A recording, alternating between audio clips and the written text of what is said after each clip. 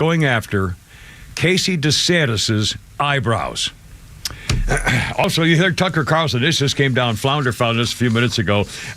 Schooling Mike Pence about Ukraine and stuff. And by the way, I'm just pretty much up to here now with the Ukrainian stuff. I mean, I love war. I'm in favor of war. I think we should kill all our enemies. I don't, okay, you call me a warmonger, fine. I don't have a problem with that. And so, if Russia tries to invade a country, I'm in favor of helping the country that Russia's trying to invade. I don't think we should get involved if we don't have to. But at the point now, I'm at the point now saying, now wait a minute. It's not our war. What are we doing? Anyway, we'll get to that too. He's calling up the reservists, claiming it's this or that. It's because they can't get enough people to join because of their woke military. Well, in fact, there's a great political cartoon about that. Now, we'll get to that a little bit later on. And this senile guy in the White House is going to drag us into World War III once again, caused by Europeans. Yeah, that's right. It's not like they're, attacking our shores. It's not exactly Pearl Harbor, but anyway, I believe we'll get to all of it. Also, Pete Davis has more on the UGA lawsuit, and I'm beginning to think this could get really ugly. Also, kids going to drag shows in Toronto schools, and the parents are kept away from knowing anything about it. Also, hear from a 16-year-old girl who just, and her family agree with her too. She's a swimmer at a YMCA team, and they kicked her off the team because she put up a sign saying no boys after she had to change in a locker room with a boy on the swim team, and now the YMCA is pretending that she quit on her own as though they're not trying to hide it and cover it. I mean, it's getting, again, this woke business. I'm right up to here with this. I mean, the whole woke thing, tranny thing, my God. Sorry, I don't. It's a happy Friday. I don't want to start screaming, but aren't you fed up with this? I mean, isn't this just bull crap? Anyway, student debts. Now, President Coke Daddy has now found a new way to bail out people who haven't paid their freaking loans. Again, if he really wants to appeal to people to vote for him by giving them something, how about people who owe car notes or house notes or apartment things or medical bills? I can think of like 9 things off the top way before someone who went to school for college for 4 years to study gender studies.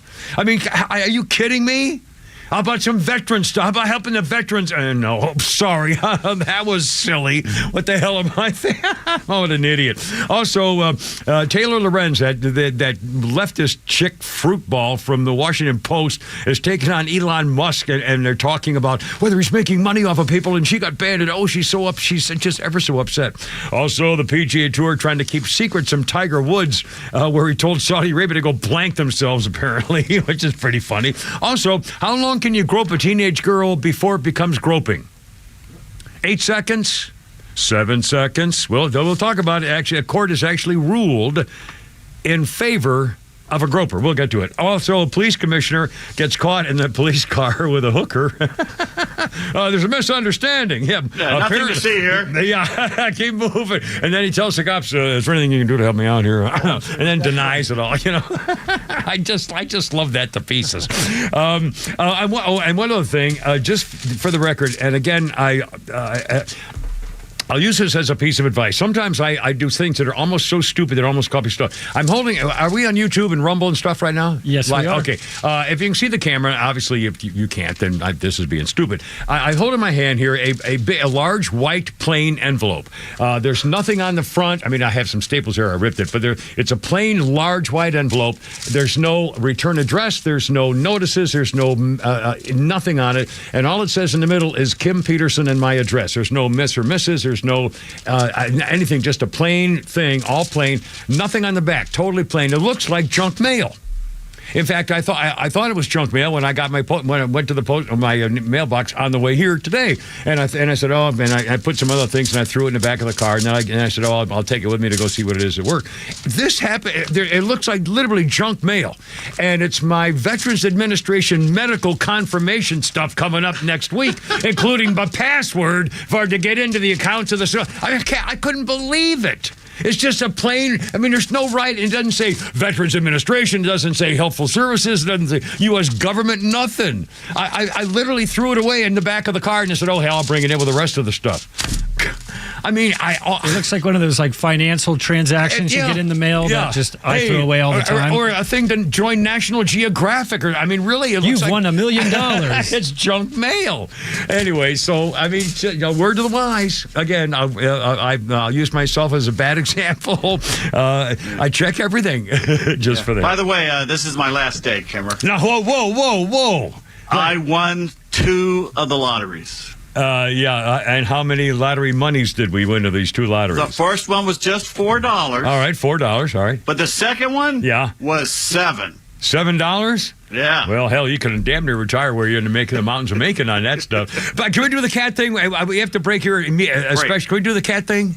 Or you want to do it when you come back? Yeah, we can do it here if you'd like. All right, here. This is really weird. Angry neighbors fighting over a cat that wanders into the guy's yard, and this is we'll just play it, and here we go. Keeping it in your No, yard. I'm not. It's our cat. You understand? Our cat. I'm not even in my yard right now. What am I doing? The gate's open. Reasonable people, you're holding our cat. How? I'm not even in there. I want you to explain how. If you would go in your yard and say, Mercury, go home. Don't come in our yard anymore. She They will want not you listen. to... She's a cat. She doesn't speak English. Oh, really?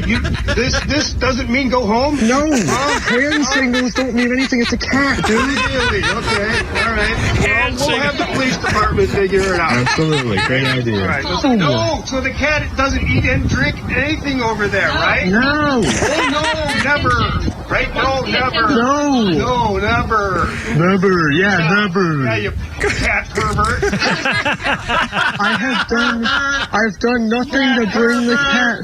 I've done nothing to bring the... This dude's lost. Pervert. This dude, he's lost it. He's lost it. He's lost it. He's lost it. Oh no! On my property. We're calling the police because you're harboring our cat. Harboring a cat. Harboring our cat. Is that a crime? What was something else? Cat pervert. I'm a cat pervert? What crime is that? What crime is that? You know what? There's a crime about you harboring my cat. What crime is that? Against the law. What crime is that? It's called harboring an animal. I don't understand being angry if my cat was in your yard. You're angry because your cat is in my yard.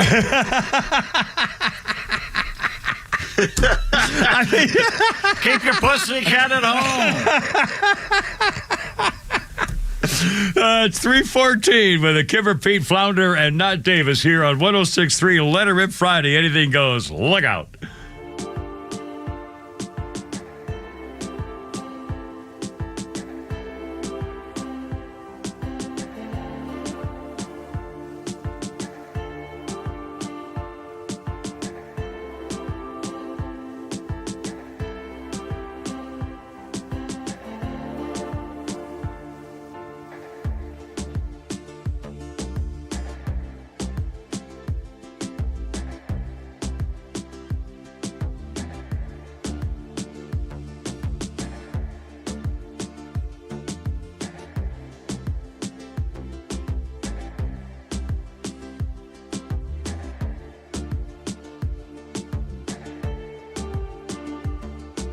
Kimmer, 3:15.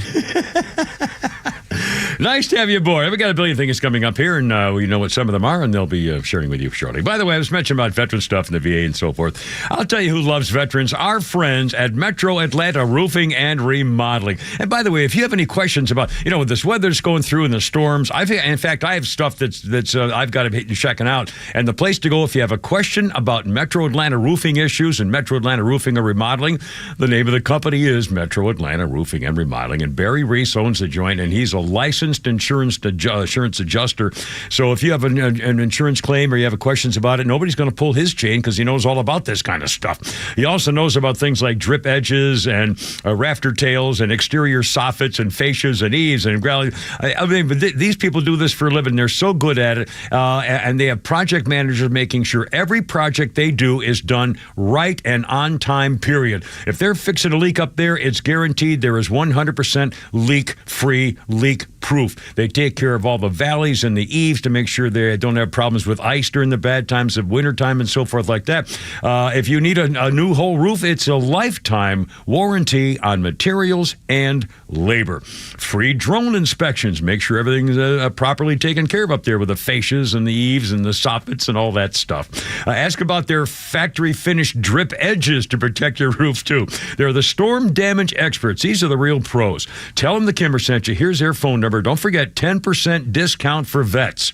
10% veterans discount right off the top. Here's the number. Area 470-538-1729. They have a great slogan. We don't meet our expectations until we exceed yours. Please tell them the Kimmer sent you. Support these people like they support veterans with that 10% discount right off the top. MetroAtlantaRoofing.com.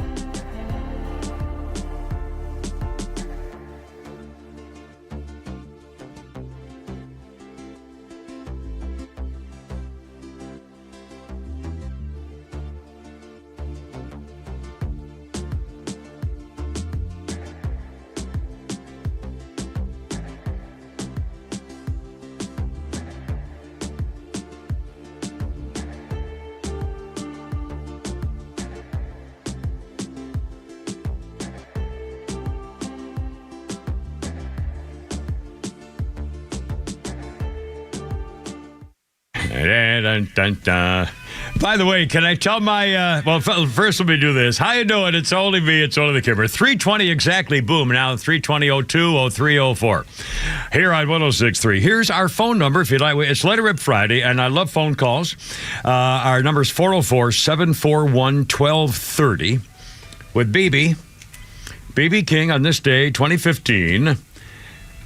Died of natural causes, primarily stemming from Alzheimer's disease, according to the Las Vegas coroner.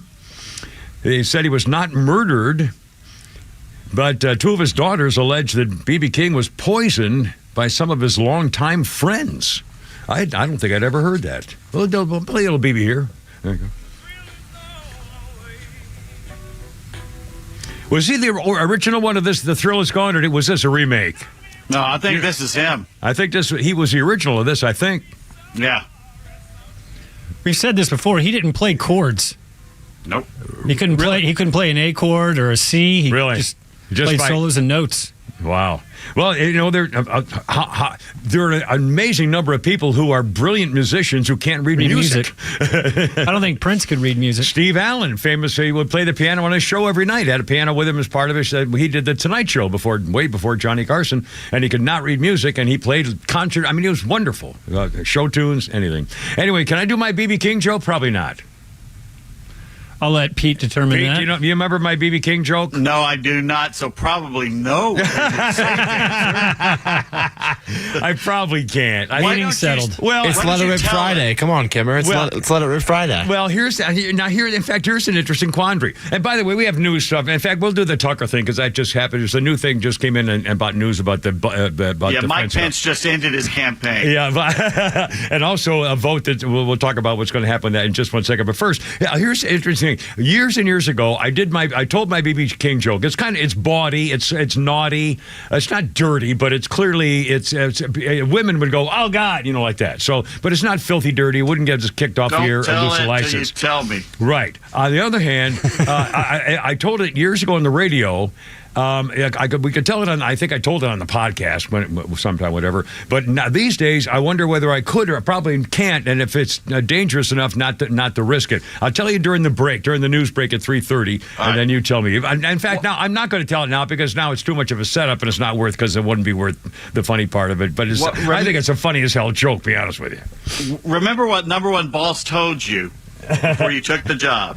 Yeah, don't lose my license. Yeah. There you go. Don't kill the radio station. So I won't do it. But in fact, now people are. Oh, in fact, this was funny. This reminds me of something. I was going to say we maybe should put it on social media because somebody will take it, but then we don't want to get banned off of that. But I remember back in the Pete. You remember Flounder? Pete, hell, you weren't even born. Like 1974, something like that. Was it Nixon's agricultural secretary, Earl Butz? And he said, was it Earl Butz who said, he was talking about black guys and the three things that black guys like. Yeah, it was him. That was Earl Butz. And whoever heard him, I think John Dean, overheard him and then spilled the beans. Somebody spilled the beans on what he said, and it made kind of the hidden media. Nobody could print it, although they tried to print it with dots kind of stuff. And so I went on the radio and I said Earl Butz got caught because he said blacks like fromp. And everybody called and said, don't put me on the air. Tell me what he said. And I spent the whole day, every time there was a commercial playing the phone, and I had to answer all the phones. After what he said was women like loose, shoes, and that was part of it. And then two other things. But that way he said black guys like loose shoes, and then two other things. But I had to explain the entire afternoon. This isn't anywhere near worth all the time I've spent talking about it. But for the record, I'll tell you during the news break, and then we'll see what you want to do. Anyway, okay, the actual show now. This just happened just in a few minutes ago. In Congress, the House has narrowly passed a very restrictive defense bill where, the fight where the former Alabama coach in Alabama, what's his name, the Alabama Senator, Tommy Tuberville, has blocked military promotions, including the Commandant of the Marine Corps and the top guy of the Army and stuff like that, until he has a right to block it because he didn't like the fact that the Defense Department was allowing women in the military to go across state lines at government expense to get an abortion or to get abortion help or something like that. So he said, until you take that out, I'm not going to let any promotions go through. So today, they just now, a few minutes ago, passed the defense appropriation bill, and apparently it has what the Republicans want. I guess the elimination of that, and it gets rid of some of the woke stuff. It narrowly passed. So guess what? They're already saying, gee golly, when it goes to the United States Senate, here we go. Yeah, don't blame me. It's going to fail because of Georgia. Well, why does this shock you? Georgia is now a Democratic state for statewide elections. It doesn't shock me. I'm complaining about the voters of Georgia. I'm condemning the voters of Georgia for allowing this to happen. Everything that's happened in the last 2 years is because of the voters of Georgia, because the Senate won't let things go through. But what if their vote was stolen and it really wasn't their fault? Then how do you explain 700,000 people who voted in the first election did not vote in the runoff or did not vote in the second election? 700,000 Republicans. What if it didn't matter who voted? Well, okay, that's not the reason I'm yelling about the fact that it's going to be killed in the Senate is because of Georgia. So snap out of it. Let's go be better, Georgia. Let's win for once. Let's show these people when you come down here, stop your stupid leftist voting ways and get to the polls. Hold your nose. If you don't like Donald Trump, would you rather have Biden again? I mean, seriously. If you stay home, you're electing that guy. So I'm going to stop yelling. I'm going to stop yelling. I'm sorry. Anyway, here's Tucker Carlson. Flounder found this a minute ago. He was interviewing as part of I wasn't interviewing. Tucker was interviewing. Tucker was. Pence. Well, you would have done a much better job. And Tucker was on a thing called The Family Leader. It was like some kind of, I don't know, whatever. Anyway, here's Tucker, and he's schooling Mike Pence talking about Ukraine support. Along the way, the Biden administration has been slow in providing military support. Make no mistake about this. We promised them 33 Abrams tanks in January. I heard again 2 weeks ago in Ukraine, they still don't have them. We've been telling them we'll train their F-16 pilots, but now they're saying maybe January we'll let somebody transfer some jets. I'm sorry, Mr. Vice President, I know you're running for president. You are distressed that the Ukrainians don't have enough American tanks. Every city in the United States has become much worse over the past 3 years. Yeah. Drive around. There's not one city that's gotten better in the United States. Right. And it's visible. Our economy has degraded. The suicide rate has jumped. Public filth and disorder and crime have exponentially increased. Right. And yet, your concern is that the Ukrainians, a country most people can't find on a map, who've received tens of billions of U.S. tax dollars, don't have enough tanks. I think it's a fair question to ask, where's the concern for the United States in that? Well, it's not my concern. That's not my concern. And he repeated it. Yeah, he went on to say, Tucker, that you have a false routine there. And really that's not what we're talking about. And basically, I don't know whether Mike Pence is therefore trying to prove that he's a tough guy, or he's got to stand up for what he's saying. But again, my guess is, again, like I said before, Biden's not going to be the Democrat. It's going to be Robert Kennedy Jr. And Pence will never be president. And by the way, Pete, the other day when I couldn't remember the name of the governor I was thinking about who was going to be vice president, Glenn Youngkin from Virginia. That's who I was trying to think of. He's the guy now being named more and more as a potential vice presidential candidate because he's running for president, maybe running later, under Trump. Anyway, so my guess, if Trump runs, I'll bet you it'll be Youngkin more than DeSantis, maybe, if DeSantis doesn't beat Trump. And I'll bet you Robert Kennedy Jr. is going to be the Democrat nominee, for the record. Yeah. Anyway. All right, coming up, hold everything. Pete Davis going to talk about that lawsuit. Also, is Margot Robbie hot or not? And Casey DeSantis' eyebrows. Actual comments and Twitter and 20 million views on this kind of stuff. And we'll get to all of it. Also, Taylor Lorenz, that idiot goof chick, liberal nutball from the Washington Post, is now complaining about Elon Musk, and she's getting ripped with a few things as well. We'll talk about that. And Tiger Woods telling the Saudis to go blank themselves. That's pretty funny. PGA's trying to pretend he never said it and cover it up. It's all coming up, and I hope on your calls, 404-741-1230. Love to have you aboard here with a Kimmer, Pete Flounder, and Not Davis on 106.3. It's Let It Rip Friday, baby. Having a blast. Look out.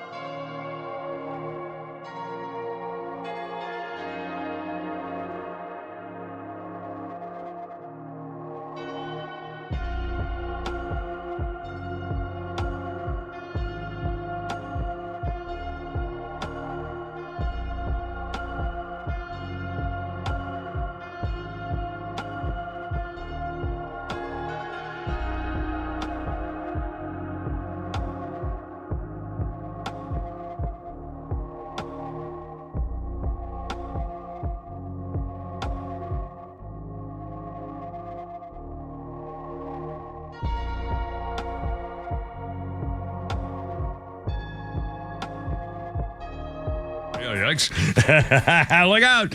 It's only me. It's only the cover. Almost 3:34 on Let It Rip Friday. Nice to have you with us with Pete Davis and Flounder and not Davis. They're back in the back there helping us out with all we need. And by the way, thank you to the folks at Top Golf in Alpharetta yesterday for putting us up for the 3-hour show yesterday, live up in the back, and look at all the pretty girls and watching all the people play golf. And that was kind of fun. I hope their small business folks had a good time as well after we got done up there. Anyway, so thank you. And back to normal here in the radio station and everything. Is that Sting you're playing? Go ahead, Flounder. I'm sorry. I was talking over the music here. It's the police. Police, but I didn't want to play any Sting songs. So. Oh, I'm sorry. Well, I guess am I out of order? The Police has a better catalog than Sting does, so I just played I played a Police song. I'm sorry. I wasn't listening. I just went by the loud. I just put that over there. And now, so this is the Police. This is the Police who has Sting in it. With Sting in the Police, of course, yes, as I knew. Anyway, so the reason we're playing that is because plans for Sting, plans on this day in 2003 for Sting to write an official anthem for Tuscany came under fire by official local people who insisted the job should go to an Italian and not a foreigner. The British, be very careful, my friend. The British pop star owned a house in Tuscany and had been nominated to compose the anthem by Franco Bianchi, who lived nearby. And the locals said, no, he's not Italian, even though he owns a house. And so I'm just taking in the thing with a thing there. A quick birthday, the hideous Conor McGregor. What a jerk. I think he's just such a jerk. I could be very wrong, but he's 35. The UFC guy who tried boxing Floyd Mayweather and got his ass kicked. He also got a slice of humble pie from Dustin Poirier in the MMA. And didn't he beat up some mascot or something too? Didn't that just happen recently or something? He beat up the Miami Heat mascot. Miami Heat guy, yeah, unbelievable. And in fact, he got arrested. Didn't he go to court for that, or has that even been adjudicated yet? Well, that's not the issue. He's currently facing an assault charge from that same night.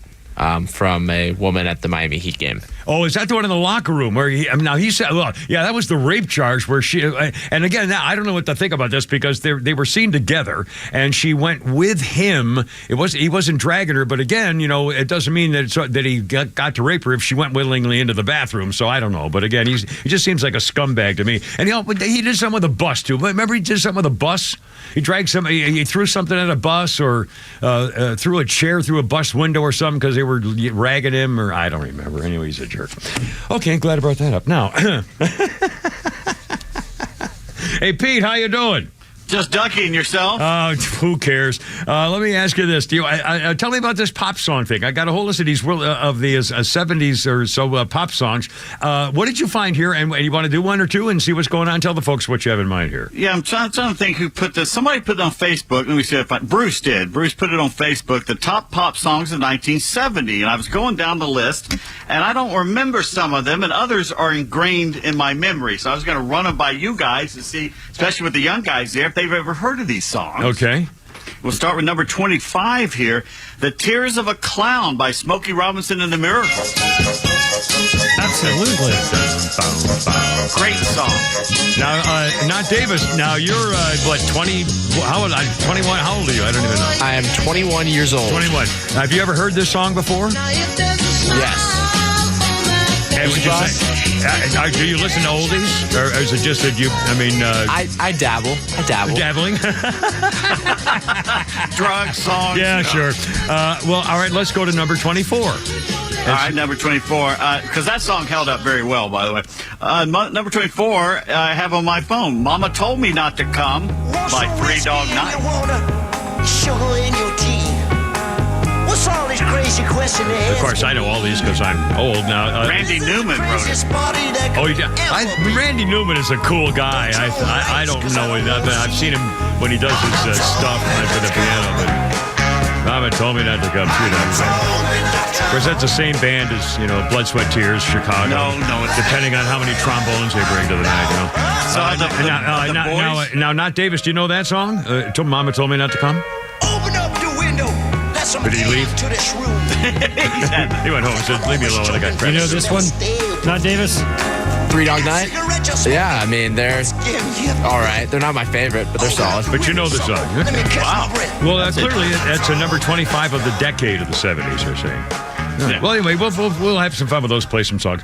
And again, here's our phone number if you want to give us a buzz. It's Let It Rip Friday, and we're always kind of fairly loose around here, but even particularly more so on Friday just because I say it and I feel like it. 404-741 1230 741-1230. Now, do we care about there's an actors and writer strike, a tandem strike. They haven't been together like this on the picket line since 1960 when Ronald Reagan was the union chief.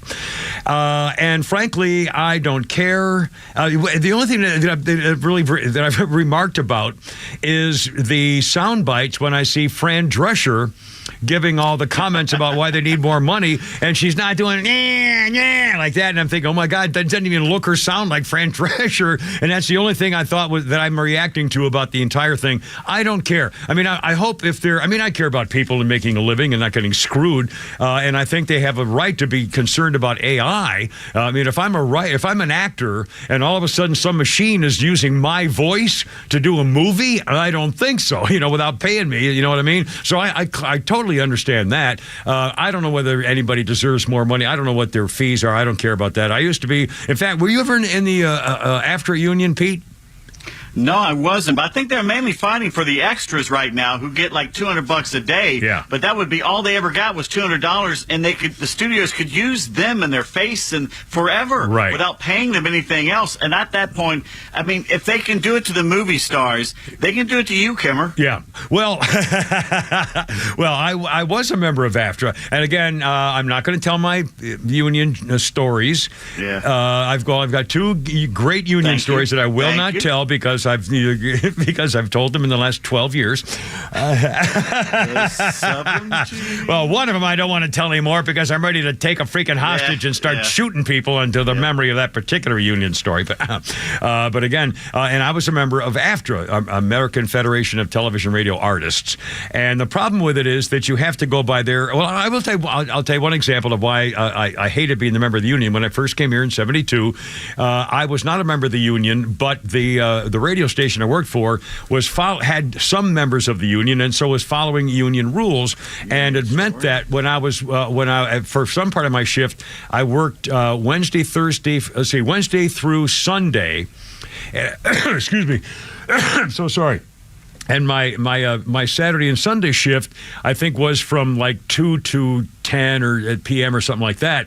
And the problem was the union contract required that you at the end of a 5-day period, you must have a full 2.5 days off or something like that, which meant that on Sunday night I got off at like 8 o'clock Sunday night or something, and then but I wanted to come back into work early in the morning of Wednesday morning when I started my shift again. But the union said I couldn't come in until like noon because they had to get and I said, no, wait a minute, I've already had 2 days off. I don't want to have to wait another, and stuff. It was just nonsense. It was just total crap. And I used to get in early, and so I couldn't clock in. I had to clock in. My shift was from 4 to noon, at 4 a.m. to noon. But I always got there like 3 to get stuff ready for the news. But I would forget to clock in because I wouldn't be able to clock in. It's just crap. Unions are crap.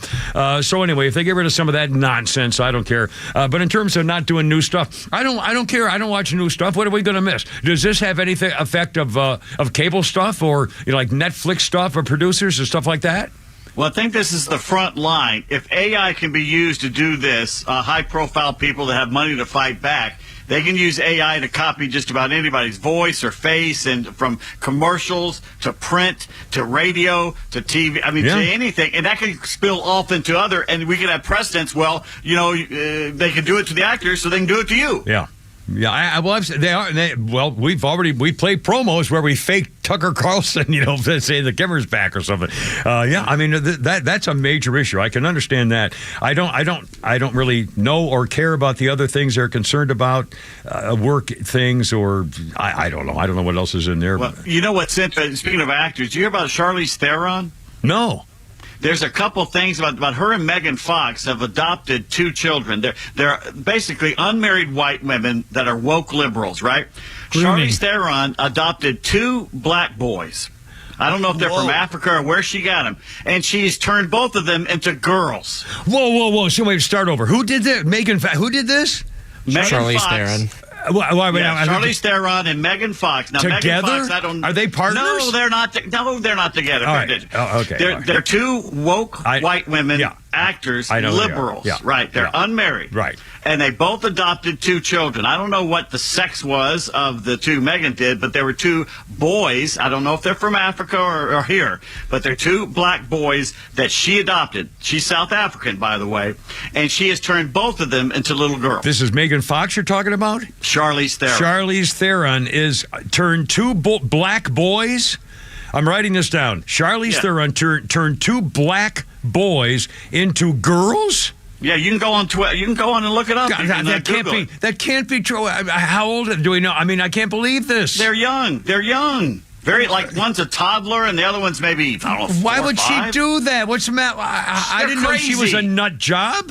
Yes, she is a nut job. Her and Megan Fox are both nut jobs. And Megan Fox adopted 2 kids, 2 black kids also, or do we know if they're black? She has 2 different kids, and I don't know exactly what they are, but she's turned them both into trannies. Well, that's what that big lip one who drank her boyfriend's blood did. What's her name?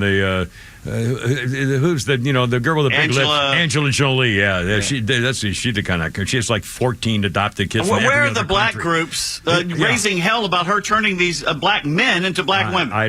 Where are any groups? Where's anybody saying, wait a minute, other than you, me, and Flounder and not Davis saying, hold on a second, this can't be right? And by the way, who said that was okay in the first place? God. I'd rather have a black kid have a home than not have a home. So, I'd rather have a white person adopt a black kid. And again, I don't know about cultural stuff. You raise him as with an afro and, she's destroying them. Yeah, but this is different. Her ego. Yeah, this. How can you possibly explain how you could adopt 2 black boys? And I assume she actually deliberately went for black boys. Well, she actually said, I didn't know he was transsexual. I thought he was a boy. So how old's the kid that he thinks he's a transsexual? He's not that big. You can Google him. He's not that big. Oh my God! The odds of this are astronomical that both of them would turn out to be trans. This is a crime. So she's saying, well, they say they should be girls, so we're gonna make them girls. Yeah, and dresses them like that in public. Oh dear God! I mean, oh my God! Oh, we're going to do a comedy bit. Flounder, find something funny, would you? Swear to God. Honestly, find something funny next. Coming on 346. Girls, I'm going to do something awful. Here we go.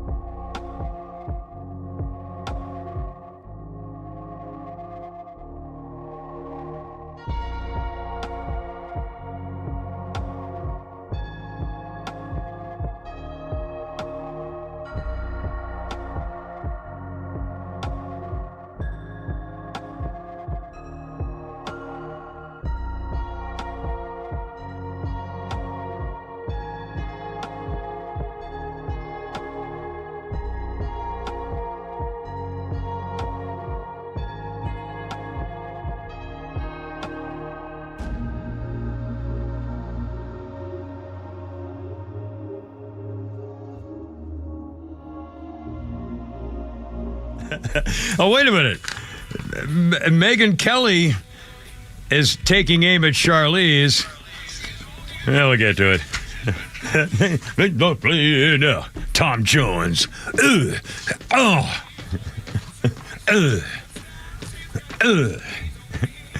Tom Jones, Us Day 1989. Lost a lady thing there, a paternity suit. Yeah, it took him to the cleaners, although he didn't have to clean very much. This is incredible. Tom Jones, in 1989, lost a paternity suit, so the judge ordered him to pay $200 a week in child support. Tom Jones had to pay $200 a week? I had to pay more than that a day for 20 anyway. To a 27-year-old woman named Catherine Berkery of New York. The judge in the case, by the way, was Judge Judy. Judge Judy Scheindlin, who was still serving her 15-year tenure as a New York City family court judge before appearing in her court TV show, Judge Judy. And $200 a week. God, that doesn't really sound like much of a problem there. I don't know. Let's see. Quick birthday. Oh, I got those out of order now. I got to put those back in order. Flounder's going to yell at me. Quick birthday or two. Missy Gold. I don't know this girl. She's 53, but she plays the governor's daughter, Katie, on Benson. Is that the old TV show, Benson, the black guy? They're talking about? I guess so, probably. Anyway, Missy Gold, 53, was the governor's daughter on Benson, and she grew up to actually become a psychologist. And Missy Gold's older sister is Tracy Gold of Growing Pains fame. Anyway, a little happy birthday to Missy. There you go. Okay, doke. Now. And the Flounder got some more information on that story. Megyn Kelly is taking aim at Charlize Theron, showing her privilege, declaring she would blank up anybody who opposed drag queens performing for children. And she invited Theron to come on and blank me up. If you don't understand Charlize, whoever else came after me, if you're not equally outraged about it, you're part of the problem, setting the stage for grooming and exploitation of children. And anyway, so I talk about drag shows, stuff like that. Speaking of drag shows, Pete, what did you find out something going on at drag shows concerning, here we go in schools once again? Yeah, your sainted teachers, this time up in Toronto, Canada, have basically gone to the school board demanding that the school board allow them to force children in their classrooms to go to the drag queen story hour and not tell the parents, and even if the parents find out about it, to tell the parents that to go away. It's none of your business. Teachers. I don't know what happened. When did that become? It used to be the 3 R's, and they were never, read, write, and arithmetic without the A on it. And all of a sudden now they're trying to take over any parental duty of the guide to your moral standards in your own family. It's simple. One, they're incompetent, so they can't even do reading, writing, and arithmetic anymore. 99% of all teachers are stupid. And the second thing is they all belong to socialist teachers unions, and the majority of them are socialist. They do not believe they're your children. They believe they're their children because they are the state. Yep. Well, I'll tell you what. We got a phone call. We're going to take this, and we're going to do our comedy bit, Flounder, right up here. It's the Grubbinator. Hey, it's good to you were joined us yesterday at the Fabulous Top Golf. Hey, Kimmer. Yeah, it was really nice to meet you and Pete for the first time, even though it was very brief. Just some of the subject matter from yesterday. I just wanted to clarify. Do I understand it correctly? Rhino is setting you up with a profile on apparently, and I thought it was Match.com, but it's something, I think it's like Seniors.com or something. I have no idea. So this could be really interesting. Yeah, this is going to have to be one special lady, I suspect, right? Because early on, you're going to have to test her mettle, take her maybe to Publix when there's 2 or 3 people in front of you in line at the checkout. See how I handle myself? Hey, open up another lane. Hey, no kidding. And by the way, I happen to research for you, and I can send it on. There are portable blood pressure cuffs you can put on your arm just in case you feel like going off. Outstanding. Grubbinator. On a serious note, just quick on the VA. with your medical vigilantism, the stereotypic Marine does not often play well with others. This is true, yes. You have self-described at the end of the show yesterday, you have some nurturing aspects about you. So, you could possibly, find a way to encourage that, as you approach this and get what you got coming to you. Well, I will definitely endeavor to do a better person than I feel I am right now. Grevenator, thanks, man. I got to go. No, I got to go. You're killing me. You're the good man now. I got to be a good man if you're the good man. Show your feminine side more. I could probably do that. In fact, I'm going to do that a little later on tonight. But first, a little Flounder's Follies right here. Here we go. No, actually, I agree with Pete. What are you talking about?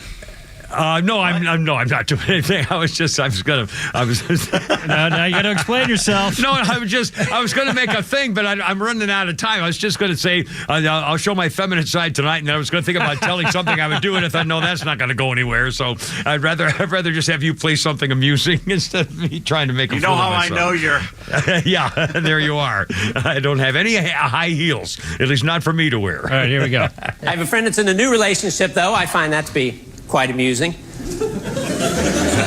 Just the other day, she told me when she and her boyfriend make love, time stands still. And I felt bad breaking the news to her that if they start making love at 9:25, and then when it's all done, she looks at the clock and it's...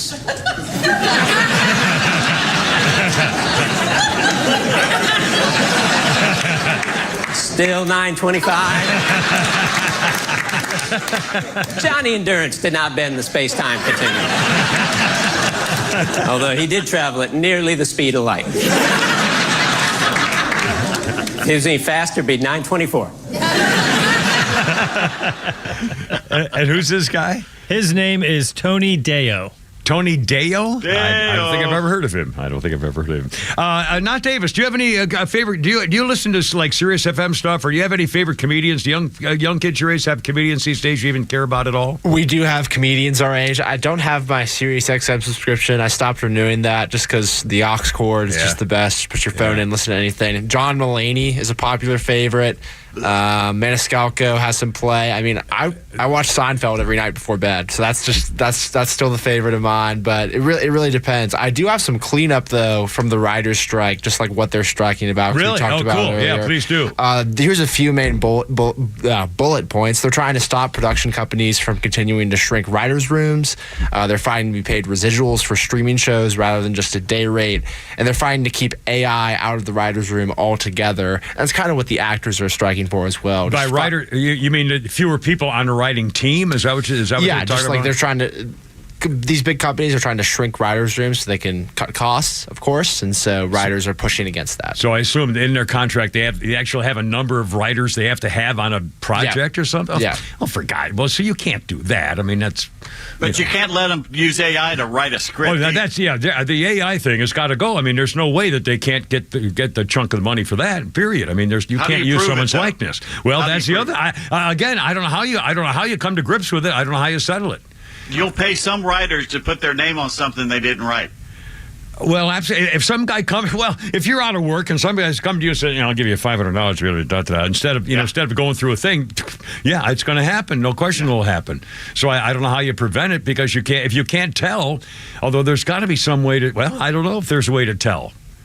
Easily enough where we could argue over it.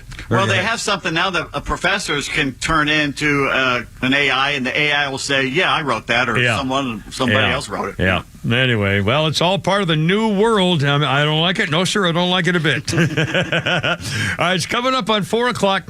No, sir, I don't. Coming up, we're going to play the cat fight again, just for fun every hour. And also, a 16-year-old swimmer girl, and you'll hear her and how upset she gets about the issue, and how President Coke Daddy is now going end around to try to get free student loan bailout once again, instead of helping people who really need it. 4 o'clock, look out. Here we go.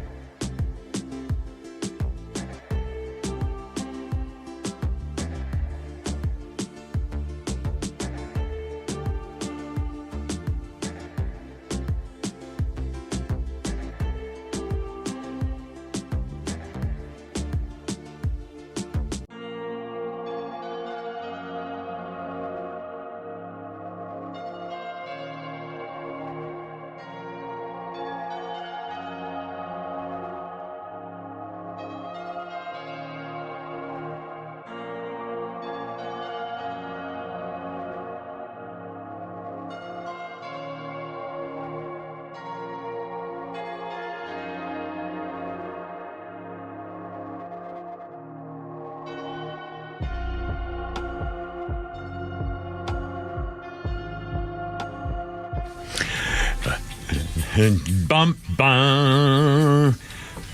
Dun, dun. Work on our way back to you, babe. I used to love this song. 403, It's Only the Kimmer. With Pete Davis and Flounder and not Davis back in the back there. This is, and by the way, I had no idea that they were actually called the Detroit Spinners. But right here, the Flounder's music list today, 1984, this day, the Detroit Spinners, it's labeled. Their lead singer, Philip Wynn, it might be Philippe Wynn, with the Detroit Spinners, died of a heart attack while performing at a nightclub in Oakland, California. He was 43. With the Detroit Spinners, he had the 1980 British and #1 American hit single, Working My Way Back to You, Babe. And they were the Detroit Spinners. I didn't know that. He may be the only person who actually died doing what he loved.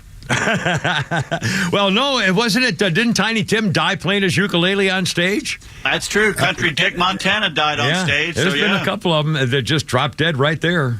You know, DRT. Colonel Bruce Hampton. Who's Bruce Hampton? Colonel Bruce Hampton. He's a kind of famous local musician here in Georgia. Oh, really? I'm sorry. The Code Talkers, a bunch of other bands he was in as well. Well, there's that famous British comedian, the old guy who was on stage on a TV show. Oh, I remember. He had a heart attack and fell down, and they thought it was part of the act. Yeah. Quick birthday announcement here. Jane Lynch. Always liked her acting. 63 years old. She was the Glee Club's arch nemesis, Sue Sylvester on Glee, the host of the game show Hollywood Game Night, and she was in Best in Show with a dog handler and stuff. Jane Lynch is 63 years old today. Two things she stands out is she's the grandmother in Talladega Nights. Which oh, is God. Oh, that's right. And she right now kind of ended the Mrs. Maisel show. She was hysterical in that. Yeah, I never. Oh, that's a Netflix thing, right? I never saw it. No, it's Amazon. I've got to get that phone. I got to get that wristwatch so I can watch the Braves games on my wrist. That'll be fun to watch some of those TV shows on my freaking wrist with this Amazon wrist phone watching movie wrist watch 2x2 inch freaking thing there. Yeah, that's 2023. That's what I want to do there. Get that wrist thing with the thing there for the freaking 2-inch screen on my wrist to go watch a freaking movie. All right. Also on this day in history, 1881, my friends, William H. Bonney Jr., Billy the Kid, was shot and killed by Sheriff Pat Garrett in Fort Sumner, New Mexico. Did he shoot him in the back? Is that the one he shot him in the back? Yeah, he walked him. He lured him in there for his girlfriend, and he was in a barrel or something. He shot him in the back. He was like 22? Yeah, kid. Yeah.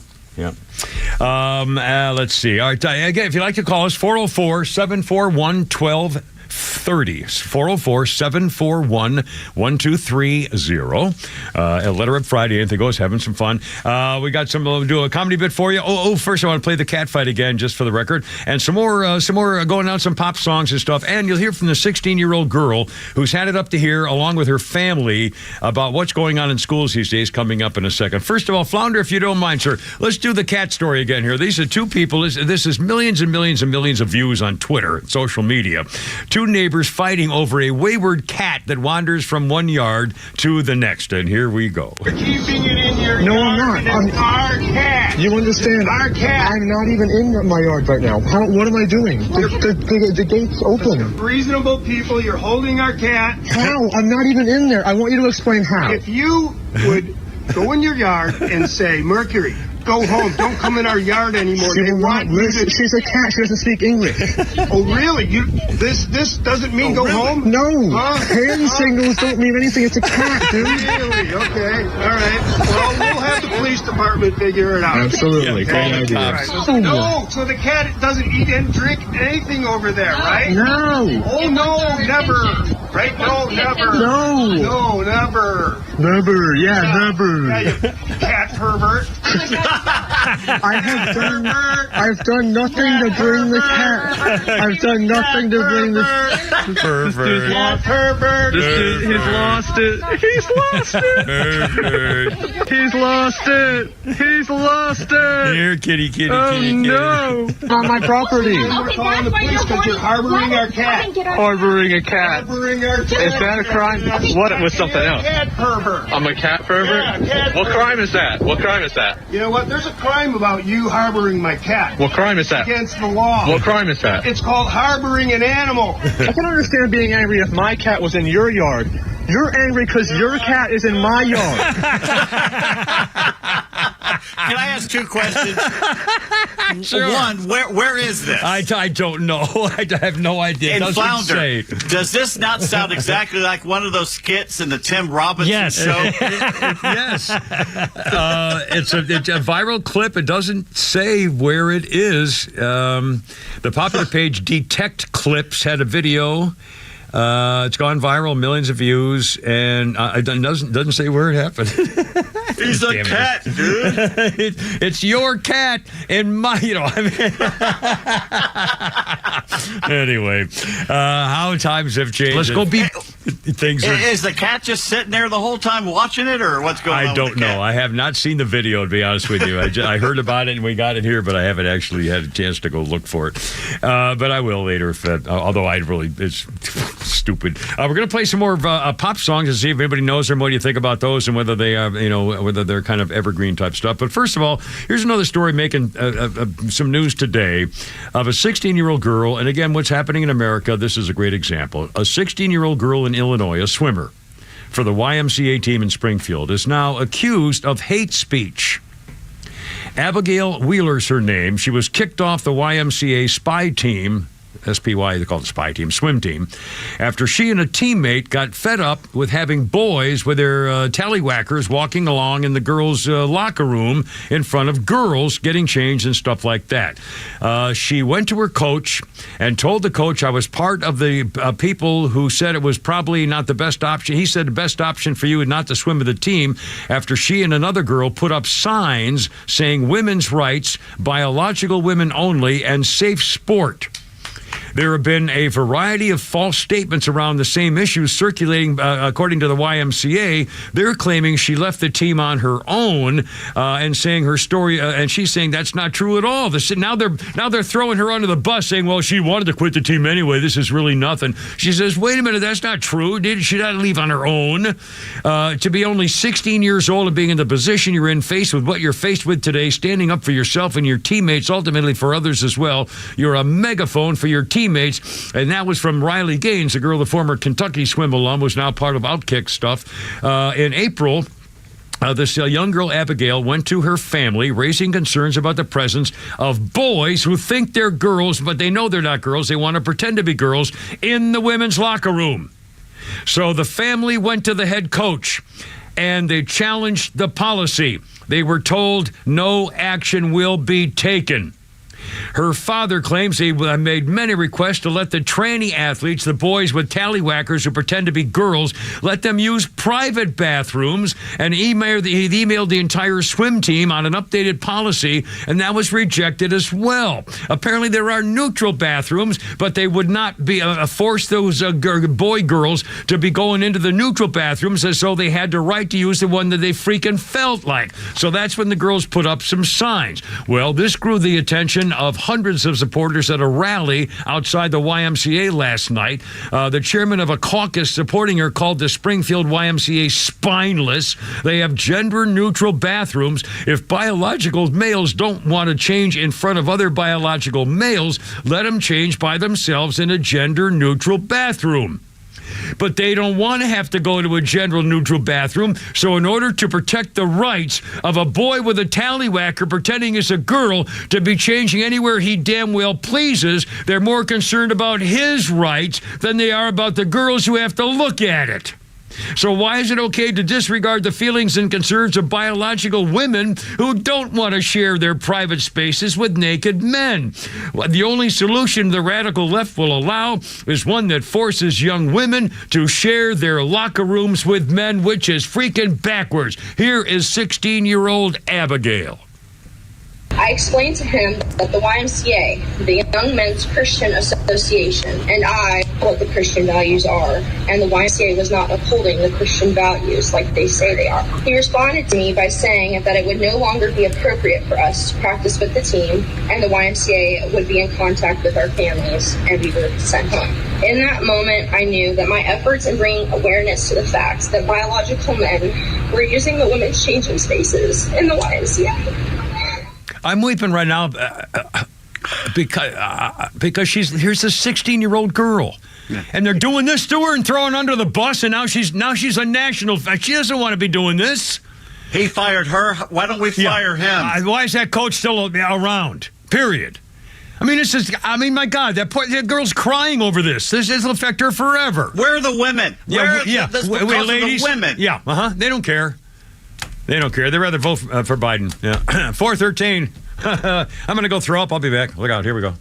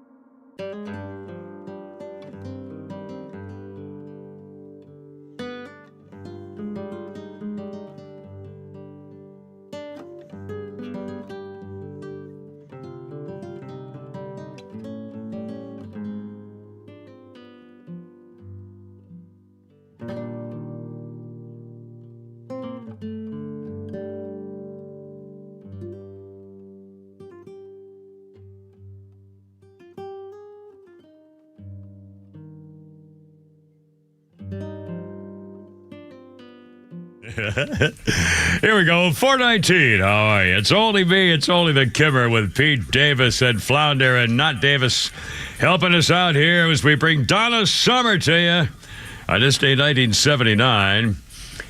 She had a huge #1 single, her third one, Bad Girls. And her album of the same name started a 5-week run at #1 as well. And you know the history of this song, Bad Girls? Well, Donna Summer said she was inspired to write it after one of her assistants was offended by a police officer who thought she was a hooker. Go ahead and play a little bit here, Flounder. It's all right. Hey, girl. The cop thought she was a hooker. Probably was. She was a hooker. No, she wasn't a hooker. She was a wonderful wonderful lady. Anyway, hooah. Donna Summer.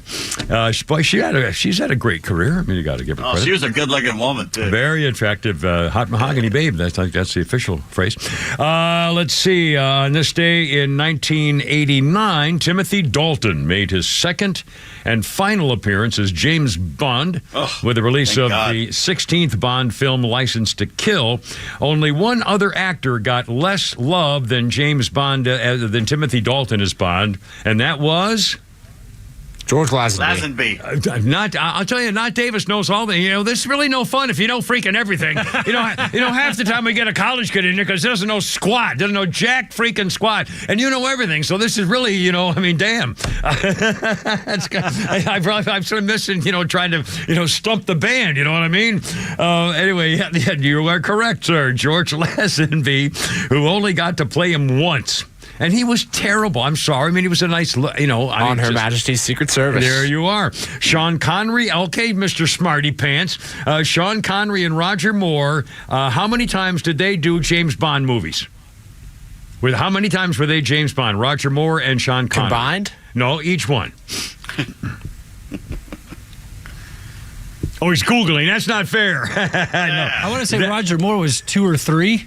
Yeah. What would your guess be on Sean Connery? Now, if I were to guess, and I've got it in front of me, if I were to guess, honestly, I would say Sean Connery, I think, did 4, and I would say Roger Moore probably did 3, maybe 4. Well, I'm not even close. Sean Connery and Roger Moore both did 7 Bond films. Yep. I don't remember 7 Roger Moore Bond films. I don't remember 7 Sean Connery Bond films. Here I have the Roger Moore ones in front of me. Oh, here we are. And by the way, Pierce Brosnan did 4, and Daniel Craig did 5. Yeah. So not Davis. Who do you have for the Roger Moore films? Yeah. So I'll do both Connery and Moore. Yeah. So for Sean Connery, obviously, Dr. No from Russia with Love, Goldfinger, Thunderball, You Only Live Twice, Diamonds Are Forever, and they're technically also throwing in Never Say Never Again, but that's kind of like a fan-made Sean Connery-esque kind of thing. But I had forgotten Diamonds Are Forever. And then for Roger Moore, Live and Let Die, Man with the Golden Gun, Spy Who Loved Me, Moonraker, For Your Eyes Only, Octopussy, and finally A View to a Kill. Yeah, now that you say them, I remember those. In fact, when I was retired down at PGA National in Florida, I used to ride my Harley all over the place around near Trump's Mar-a-Lago places, stuff like that. And there was a boat in the harbor, jet black, huge yacht. And, real fancy one. It must have cost millions with, decks and stuff. A real sleek looking, kind of like a rocket ship boat looking, yacht looking thing. And it was Octopussy. and I don't know whether it was somebody from the movie or whatever, but that was the name of the boat, was Octopussy, and a big, black, beautiful, sleek, fast-looking yacht. Anyway, Timothy Dalton's first one was good. The second one was one of the worst Bond films of all time. Yeah, I'm remembering bits and pieces, but again, I'm amazed. Wayne Newton was in it. Oh, yeah. Oh, God, he was the preacher. Oh, yeah, I don't remember any of that. I've forgotten that. Living Daylights was good. Yeah, I remember Living Daylights or parts of it, but I don't remember the other one at all. Oh, mercy. Octopussy was the first Bond film I saw in a movie theater. In a good one. In a theater? Really? Oh, no kidding. I remember we used to go, when my mother would give us a quarter, and we would go to the movie, we would ride our bikes to the local movie theater, and for 25 cents, we would see two full feature movies and cartoons. It was a whole day thing for a quarter. Wow. And the Lone Ranger was there to let you in. Well, it was also the price I paid per gallon of gasoline for my first car, the 1953 Chevy 3 on a tree. A gallon of gas was 25 cents in 1962. Anyway, all right, Pete Davis. Speaking of driving and transportation issues, what's going on now with the? Can you do a little UGA lawsuit? Of course, we have Holy Crap at Sports coming up in about an hour. But can you do a little UGA thing for us? What's going on? There's some new information now? Or I am so glad you asked this. Do you want to wait for later? If I caught you off guard, okay. Yeah, we got it right here, buddy. I got it right here. All right, here we go. UGA. We talked yesterday about the lawsuit, right? Yep. Well, here's more info about it. Victoria Bowles was the passenger. She's seeking damages.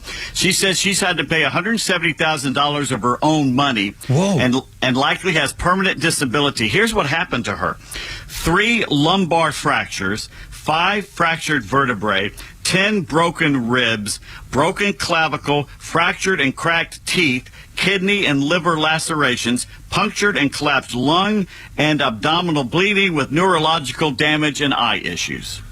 Oh, my God. She'll never be the same. No, she will not. She'll probably lose 30 years off a lifespan. $200 million lawsuit we're looking at here. Holy come on. crap.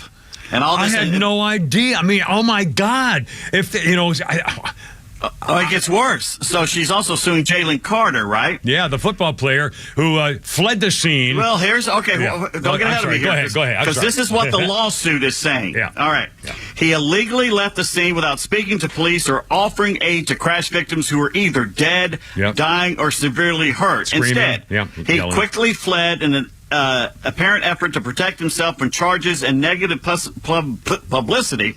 Here's what he says. Despite LaCroix's passenger, former Georgia offensive lineman Warren McClendon, stating to him that he could not locate Devin Willock, which I guess was thrown from the wreckage or was in it. Yeah.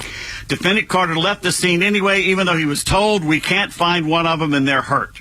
And he got up and left. My God. 10 minutes after another football player yelled at him, quote, "Yo, hey, JC, you might want to go ahead and get the F on yo blank and get out of here." Wow. Yeah. Oh, man. Yeah, she should be suing him. I mean, he basically said he left and let him die.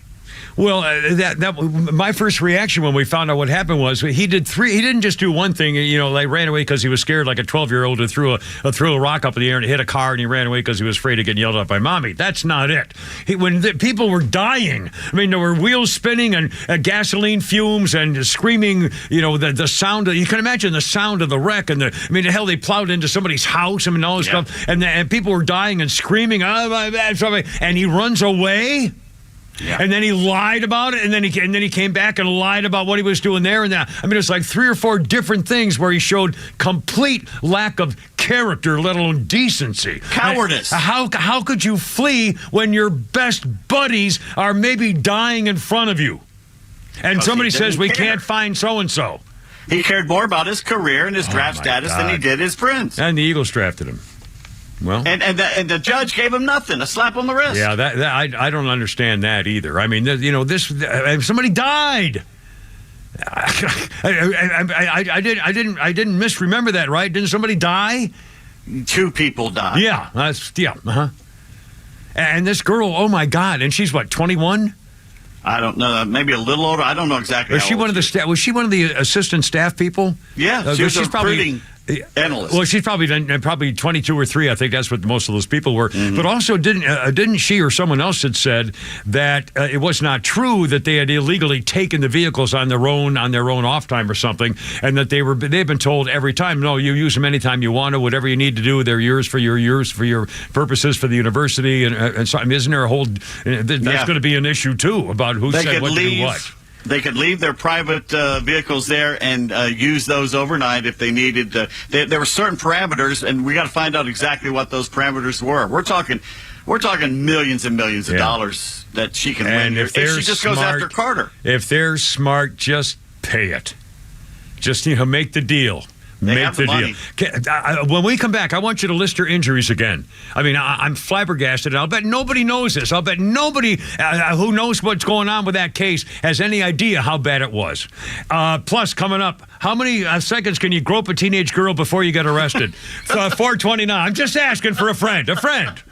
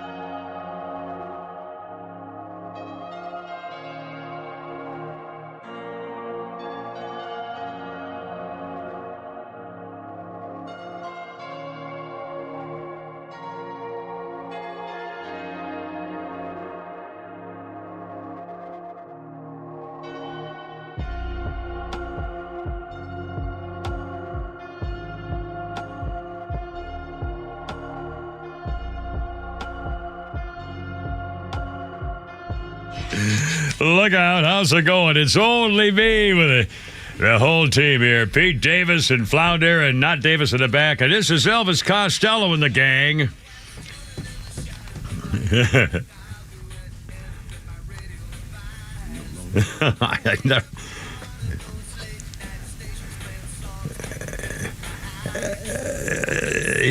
He's quite a character. I really don't know much about him. I kind of missed that late 70s music thing going on there. But on this day in 1977, Elvis Costello and the Attractions made their live debut supporting Wayne County and the Electric Chairs at the Pence. Wayne County and the Electric Chairs, ladies and gentlemen, give a big hand. At the Penzance Winter Gardens in Cornwall, England in 1977. Elvis Costello. I did see him in I think it was on, an episode of 30 Rock. And he did a kind of a funny comedy thing. And he was really cool about it. And I thought, ever since then, I thought he was kind of a cool guy. I don't know anything about his music. You know where his childhood home was? I do not.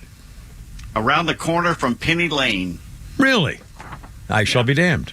Because he's that Beatles ilk. That was the late 70s. Oh, yeah, he's big friends with McCartney. They've done stuff together. Yeah. Let's see. A quick birthday. I don't really know this guy. Matthew Fox is an actor. He's 57. He played Jack on Lost and Charlie on Party of Five. Was that the one with that little... in the... I'm sorry, go ahead. No, I'm trying to remember the name of that girl, the actress with the real pretty hair, and she was big. Party of Five, she became famous. Oh, yeah, I forget her. It started with an N or Campbell? something like Who? Yeah. Nev Campbell. Yeah. And what were you saying, Pete? He was in that Marshall University, the plane crash movie. He played one of the coaches. That's right, too. We Are Marshall. We Are Marshall. There you are. Let's see. What the hell? What was I just going to do? And I just lost my track. I hate this. You're gonna tell what feminine thing you were gonna do tonight when you get home. No. I know what I was going to do. Check this out. Check out this ruling. Two things actually about chicks. Let me get the first one. The new thing about empowerment. I almost don't even want to mention this. But I will.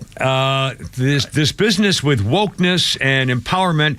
And a few minutes ago, we asked the question: where are America's women? Where are they? Where are the women who should be standing up for women's rights, the right of women, instead of allowing men to control who even defines what a woman is? Okay, where are the women's rights?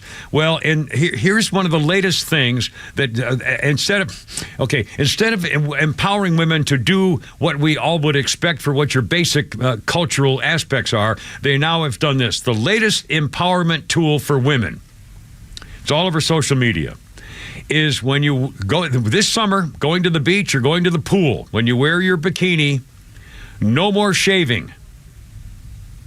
No more shaving, no more bikini wax, no more bikini, strip joints, no nothing. No shaving, and they want to be visible to see the hedge while you're swimming or sunbathing. No. Yeah. Mm-hmm. No. That's empowering women. So let me get this straight. So the new modern woman thinks that this is the way to prove that they're really women and they can do whatever they want. They pick this as an issue to have everybody look at them when they're laying down in the chaise lounge going, oh, my God. Hey, Billy, don't look now, but look over there. Oh, my God. That's fine. Sure, that'd be gross for a while. But that's the issue? As opposed to having 16-year-old girls having to look at some guy's tallywhacker because he wants to pretend he's a girl? Oh, my God. I can't believe this. Take the machete through the belt. Oh, my God. Get the clippers, baby. Anyway. Well, they'll enjoy their life as a cat lady, I guess. It's just phenomenal. Anyway, and now now we have this. And I know this has been kind of partially true in Georgia. I think they changed it several years ago, but we'll get to that in a moment. In Italy, a janitor was accused of groping a high school girl in Rome. She said, the janitor took me from behind without saying anything. He put his hands down my pants and in my panties. He groped my butt. Then he pulled me up so much that my private parts hurt. This, at least for me, was not a joke. The janitor claimed that he came up behind her, put his hand and slightly lifted her in the air, pulling her up by her trousers after walking up the staircase with a friend, and he held her up for just a second or two and then pleaded with the girl to let it go, saying, "You'll ruin my life. I didn't do anything to you. It was just a joke." So the girl went to court. The janitor went to court. A panel of judges has concluded that the contact was so brief that it left ample doubts as to whether it was voluntary, and found the argument that it was just in jest absolutely convincing. The girl is going to appeal. She appealed it. She says, that's not the way an old man jokes with a 17-year-old girl. He put his hands down my pants and groped my butt and pulled me up so it hurt my private parts. But the judges ruled that because it was like less than 9 seconds, it was, and so now people are doing a hashtag with video showing a timer. 10, 9. Oh, you got to stop touching. If it's less than 10 seconds, you can feel up a teenage girl and hoist her up by her panties. Oh, I mean, holy smoke! And remember, in Georgia, it was there was a law. I don't know. I should have groped it. I should have Googled it. I should have groped it earlier. But there was a law that you could fondle, as long as you didn't penetrate. You could fondle. You could feel up, grope, fondle a teenage girl under the age of 16, if that's all you did. Or I guess it was between the ages like 13 and 16 or something like that, that there was actually a law allowed you to feel up a teenage girl. You wouldn't get in trouble for it if that's all you did. And then they eventually changed it because obviously unwanted or not, if it's unwanted, whether it's legal or not, it's unwanted. And anyway, I don't get any of this. And again, President Coke Daddy has now come up with a new plan to bail out 804,000 cheaters who refuse to pay their student loans with a $39 billion loan program. Boy, they keep coming up with this money. $39 billion to erase student debt. What they do is they'll give you a loan and you don't have to pay it back, basically. So you can pay off your student loan by getting a loan and they just don't pay it back, apparently. And again, to me, if you're going to try to do something politically to help the most people, more people, are not deadbeats who refuse to pay their loans after making an agreement. If you made a deal, you made a deal. But more people have car note problems or rent note problems or mortgage note problems or medical bill note problems. Or I can think of like 7 or 8 or 9 right off the top of my head to help more people with the same amount of money. How about if he said, hey, ladies and gentlemen, I have $39 billion here, and we're going to help you pay your car notes. We're going to help you pay your rents. Holy cow. Who wouldn't vote for that guy? Well, that's Nick. They're literally buying votes is what they're doing. Well, is that a phone call? No, yeah, I see a little green line there. That means we have a phone call. And is this Cindy? Cindy, hello, Cindy. How you doing? Welcome aboard. Hi, it's good to talk to you again. It's Cindy with one Y. Cindy with one Y. Well, I think we just saw you, didn't we, Cindy with one Y? You did, and I have to apologize. I did not tell you my husband's name yesterday. We called him Sweetheart. Well, his name is Dan, and he's your biggest fan. Well, from now on, Dan is just Sweetie. You came up, and this was Cindy with a Y. Now we have a Cindy with an I, Cindy with a Y, and Cindy with 2 Y's, and this is Cindy with a Y. And she was very sweet yesterday at the Top Golf place where we had did our show yesterday. And she came up, and your husband's just a great guy. And I put you guys on Facebook, by the way, and Rumble and YouTube. And she said, "This is, it says Cindy and Sweet, and my sweetheart, my sweetie." And so we just call him Sweetie. Yes, but I wanted to clarify, he does have a name other than Sweetheart. Well, anyway, you were so sweet to drive up there and see us. I hope you were at least partially entertained. I know we didn't really have a chance to, chat or talk or anything because we're, working and stuff, but I hope you weren't too disappointed and that it wasn't a waste. Not. We loved it, and we can't wait to see you again live somewhere. Well, don't give me any ideas there, Cindy. Anyway, thank you. And by the way, can you believe what's going on? I mean, have you been listening to the last few stories? Can you understand what the hell's going on in the world and especially our country today? I mean, they've gone crazy. They're just crazy. I mean, I don't understand any of it. And again, when you're a woman, do these issues ever come up where we keep saying, where are the women standing up for girls in locker rooms? Is it a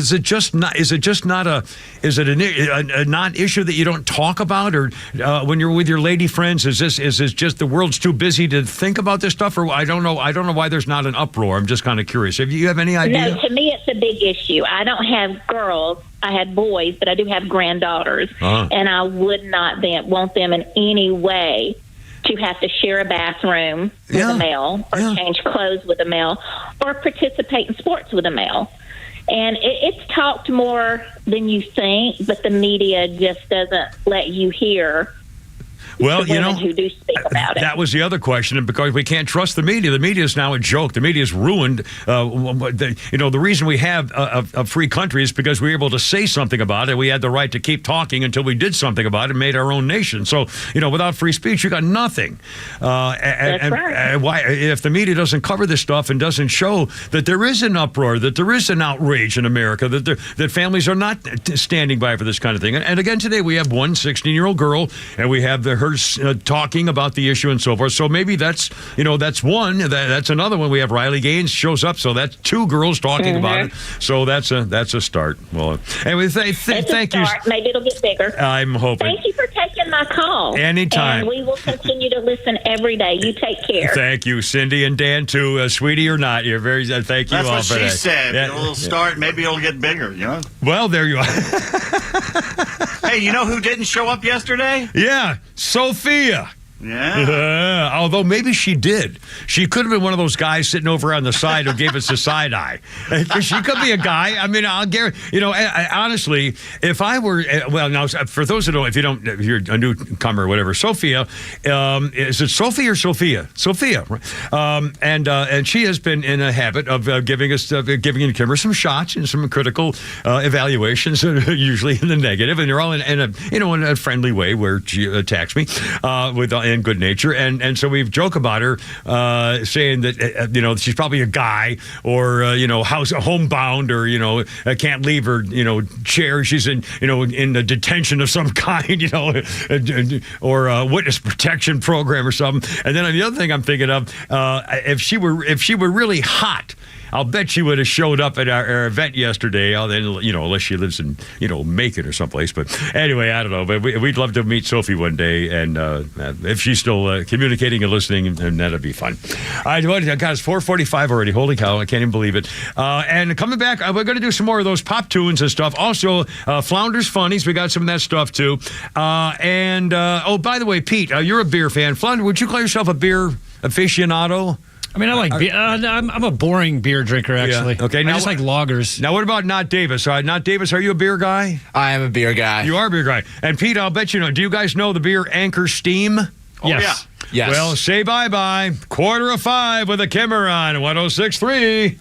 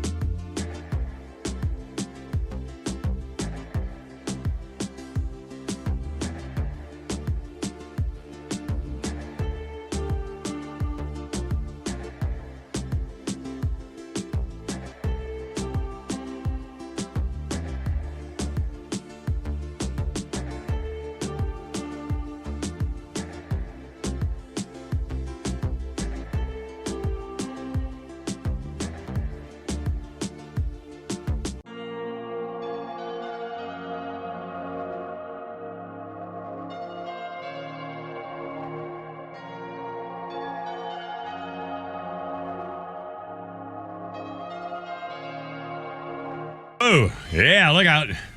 Here we go. 448, how are you? It's only me. It's only the Kimmer. With Pete Davis, Flounder at the controls, and Not Davis in the back. With The Who, 1967. How about this for a turnaround? The Who on this day, 1967, began their first full North American tour at the Memorial Coliseum in Portland, Oregon. Here's what to me is weird. 1967, The Who, they appeared as a support band for Herman's Hermits 55 times. They were on Herman's Hermits 55 dates as the support band. And I'll bet there are people who would say that The Who overtook the popularity of the Herman's Hermits band a long time ago or something. Anyway, I thought that was fairly amusing. Perhaps not. I don't hear any reaction from you bastards. On this day in 1997, is this on? Henry VIII, I am. Oh, there you are. I knew Pete Davis was there. I couldn't be sure, but I know we're working on that. Well, the song you were playing was from like 72, 73. That was Quadrophenia. So that kind of threw me off because you talked about 1967. Well, I don't know what I'm doing. 1997. I got a whole nother year going here all of a sudden. Double killer O.J. Simpson. We find the murderer not guilty, Your Honor. His Rockingham estate was auctioned off on this day in 1997 for $2.6 million. Just for the record, a little historical note there. Now, speaking of murderers, holy cow, we haven't really been following the story about in New York, in Massapequa, New York, Long Island. They've arrested a guy wanted for like a dozen or more string of female murders of hookers and call girls and so on, among others, I guess. And I think there was also a child and a guy, but mostly women. And it was like 10, 12, 13 years ago. He's a 59-year-old architect. Yeah. From Massapequa. Let's see. He's charged with 3 women. They found like a dozen remains wrapped in burlap bags and stuff at various places. I'm reading through the thing here. He's a married father of 2, an architect living on Long Island, working in Manhattan. He did a radio interview recently, posted on YouTube, and it says, I'm an architect, a consultant, I'm a troubleshooter, born and raised on Long Island, then working in Manhattan. When a job that should have been routine suddenly becomes not routine, I get the phone call.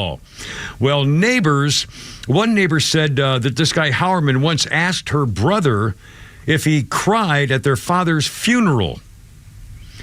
Other people say he's a neighborhood creep. They showed up at his house 10 o'clock at night and doing some investigating and searching and stuff. Apparently, I saw some video. Apparently, the entire neighborhood walked out and went to the courthouse when this guy was being arrested to say, "Oh my God, that's our neighbor!" And they finally caught him because they were freaked out for a long time. Anyway, that's just the latest. Is a Long Island architect as a serial killer. So who'd have thunk? Wow. Anyway, I mentioned the beer thing. By the way, we have a Flounders Funny coming up this in the next 10 minutes. Also, Pete Davis, holy crap, at Sports Leader.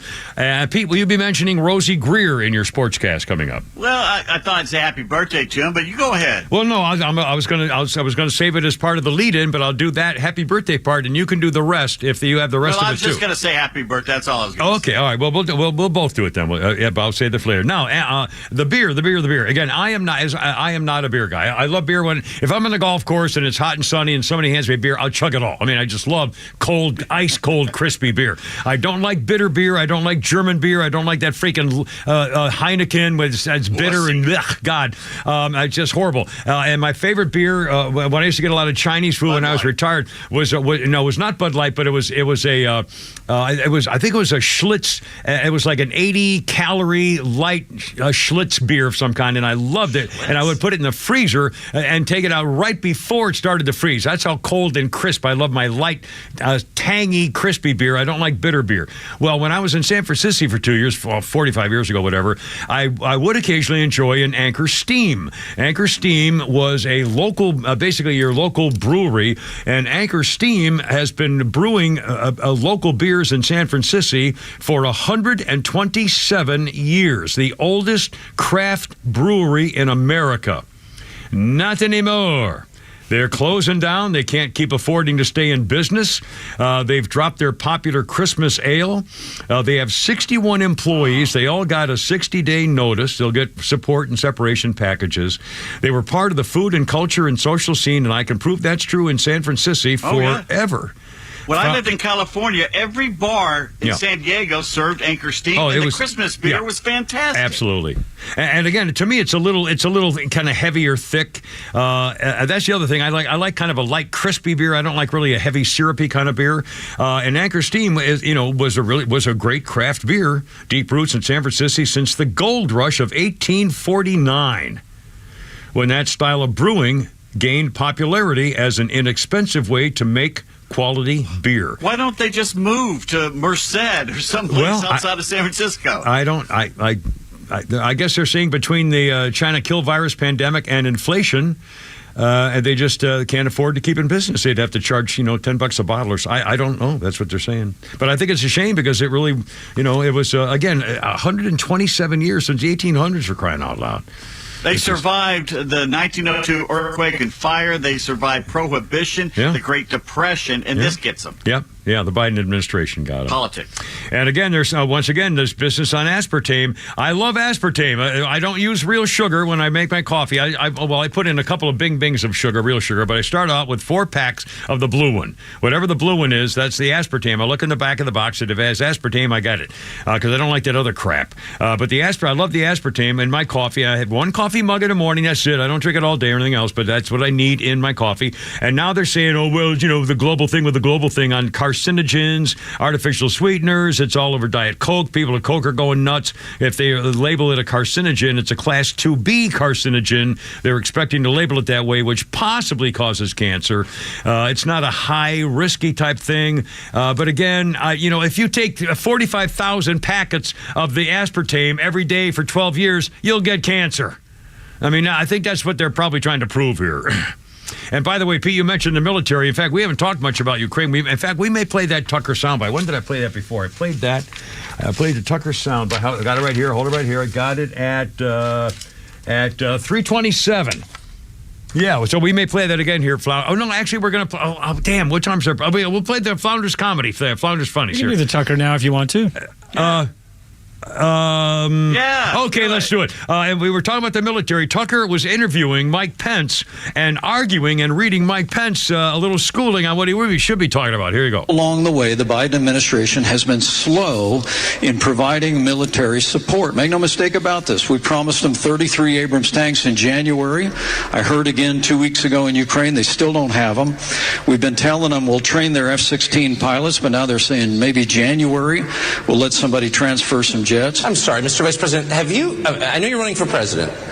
You are distressed that the Ukrainians don't have enough American tanks. Every city in the United States has become much worse over the past 3 years. Yeah. Drive around. There's not one city that's gotten better in the United States. And it's visible. Our economy has degraded. The suicide rate has jumped. Public filth and disorder and crime have exponentially increased. And yet, your concern is that the Ukrainians, a country most people can't find on a map, who've received tens of billions of U.S. tax dollars, don't have enough tanks. I think it's a fair question to ask, where's the concern for the United States in that? Well, it's not my concern. Tucker, I've heard that routine from you before, but that's not my concern. I'm running for president of the United States because I think this country's in a lot of trouble. Not anymore. Anyway, I mean, again, I think Tucker's onto something. I didn't agree with him at the very beginning because I'm a patriot American. I'm thinking if Russia invades Ukraine and we want the good thing, we can help them out, give them some supplies. Sure, we don't want troops here, but we'll send them stuff. We send stuff to NATO and everything else. So I don't have a problem with that. On the other hand, this is getting ridiculous. And especially with President Coke Daddy, who doesn't know where he is half the time, is going to get us into a mess we can't get out of. And again, here we are, speaking of the topic, Pete is trying to bring this up a couple of times just recently. Where's the money? We don't have anything to show for it, and we don't. We don't have any kind of official concern analysis of where it's gone and what we're doing with it. They're wasting, $800 billion or something for a defense budget, and they leave $85 billion worth of stuff in Afghanistan. They don't need, I guess they just didn't need it. Why did we ever buy it and send it over there in the first place if they didn't need it? Yeah. It just, I'm sorry, the money is going away. We need to keep the great military we have, but this whole woke stuff and the drag queen stuff is nothing. If I was a mother and father and I had a son or daughter saying, I'm thinking about joining the military, I'd try and talk them out of it right now. I said, do you want to go die in Ukraine? Can you point out Ukraine on the map? Because you want to go die over there for the European elites who are trying once again to drag the world into their backyard squabbles. There's a political cartoon with one of my favorite guys, Michael Ramirez, Creator Syndicate, and it's a picture of a poster. And a guy in an army uniform on the phone in front of a sign that says U.S. Army with a star on it. And then the poster is a huge wall. The guy's outside of the building where the recruiter is. And it says U.S. Army Recruiting Center. And then the posters show the Uncle Sam with the I want you one. And the Uncle Sam instead is saying, I woke you for U.S. Army. Another one, Warriors wanted to fight global warming. U.S. Army, be all you can be politically. And then another one, green, not mean. U.S. Army. I mean, no wonder and so green, not mean. And so the soldiers on the phone saying, "Oh no, sir, I can't imagine why we're not meeting our recruitment goals." I mean, duh. And it's just, how I'm a Marine, and I'd have trouble suggesting some 18-year-old kid drop out of college or forget college for all and go in the Marines right now. What are you, nuts? 5 o'clock and herp, look out.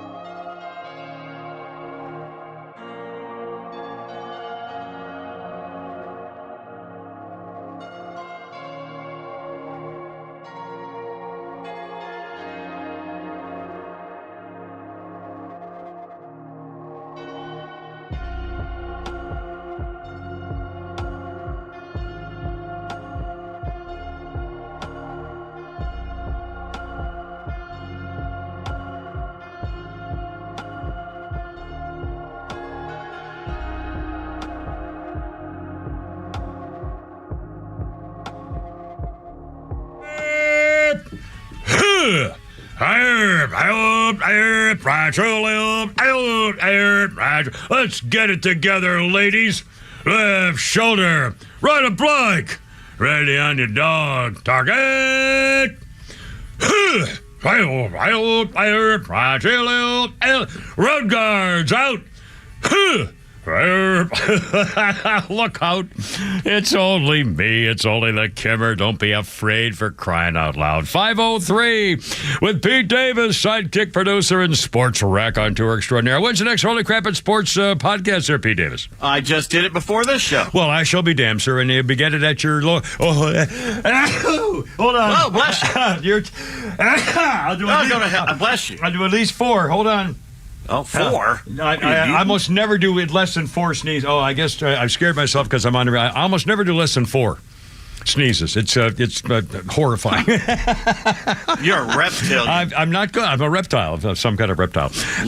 Anyway, here we go. It's only with the mechanical mangler Flounder, and not Davis is back there as well with this. Flounder, does his do his eyelids go sideways when he does that? No. I don't have any eyelids. It's 504. And if you want to join us, here's our phone number here on Let It Rip Friday, like every day's Let It Rip. Of course, 404-741-1230, 741-1230. And of course, when you get put on hold, you can hear the show and you're not missing anything. A few things, just a quick update. We're going to play a little catfight audio for you because I said it'd be played every hour just because it's silly and funny, and that's what I'm feeling like today. The actors strike in full swing, a tandem strike, first time since 1960 when Ronald Reagan was union chief. Actors joining writers on the picket line. I don't really care. I understand the biggest issue to me, and I think they're absolutely right in, is the AI business. They want to make sure that you don't get replaced by AI without getting paid for it. At the same time, in showbiz, Disney's now doing a new Snow White and the Seven Dwarfs. And today now, the new one, Snow White, is a Mexican girl. There's only one midget and 6 really big woke guys now in the new Snow White and the Seven Dwarfs, or the one dwarf and the others. And Pete told me about a story. I can't believe it. Megyn Kelly and Charlize Theron. No, Megan Fox. Oh, okay. Well, Megan Fox. But first, there's Megyn Kelly is also criticizing Charlize Theron and challenging her. Charlize Theron. Here's what happened. A quick background. Charlize Theron, the actress, was saying that she would blank up anyone who opposed drag queens performing for children. Charlize Theron believes drag queens should be able to perform for kids, and she will blank up anybody who disagrees with her. So Megyn Kelly on her show, on her podcast on SiriusXM, said, come on and over and you can blank me up if you dare. And then people hated Megyn Kelly, and so she's had to come back and say, you don't understand, Charlize, and your LGBTQ people, whoever else came after me, there is a problem, and you're not, if you're not enraged by it, you're part of the problem, grooming, exploiting children. Anyway, now, Megan Fox, Pete has told me, I didn't know this till Pete said it today, Megan Fox and Charlize Theron have both adopted 2 foreign baby or children, and Charlize Theron, well, Pete, you tell that I want to make sure I don't get this right. Tell us what Charlize Theron did, as far as we know. She has adopted 2 black boys. I don't know if they're African American or they're from Africa. I don't know where they're from, but they're black. You can see it in the photo. And she basically has them wearing girls' clothes. She's turned them both into girls. Has she? I haven't seen anything written about her comments. Has she commented about this, or is she? Yeah, she said that she thought. Well, I thought he was a boy when I got him. I didn't know he was trans. So is it a boy that now the boy says he's told her he wants to be a girl? No. She's a woke liberal. She has turned that kid into something he doesn't know what he is. She's done it for her ego so she can get woke points and still be relevant. What is she, around 50 now? So she's going to get less and less roles. She wants to become more relevant by suddenly being in the in crowd. But I don't. I mean, this is criminal. Isn't that against? Yeah. Shouldn't it be a law that you can't make a kid be another gender? Not in California. Dear Lord, I honestly, I've never heard of such a thing.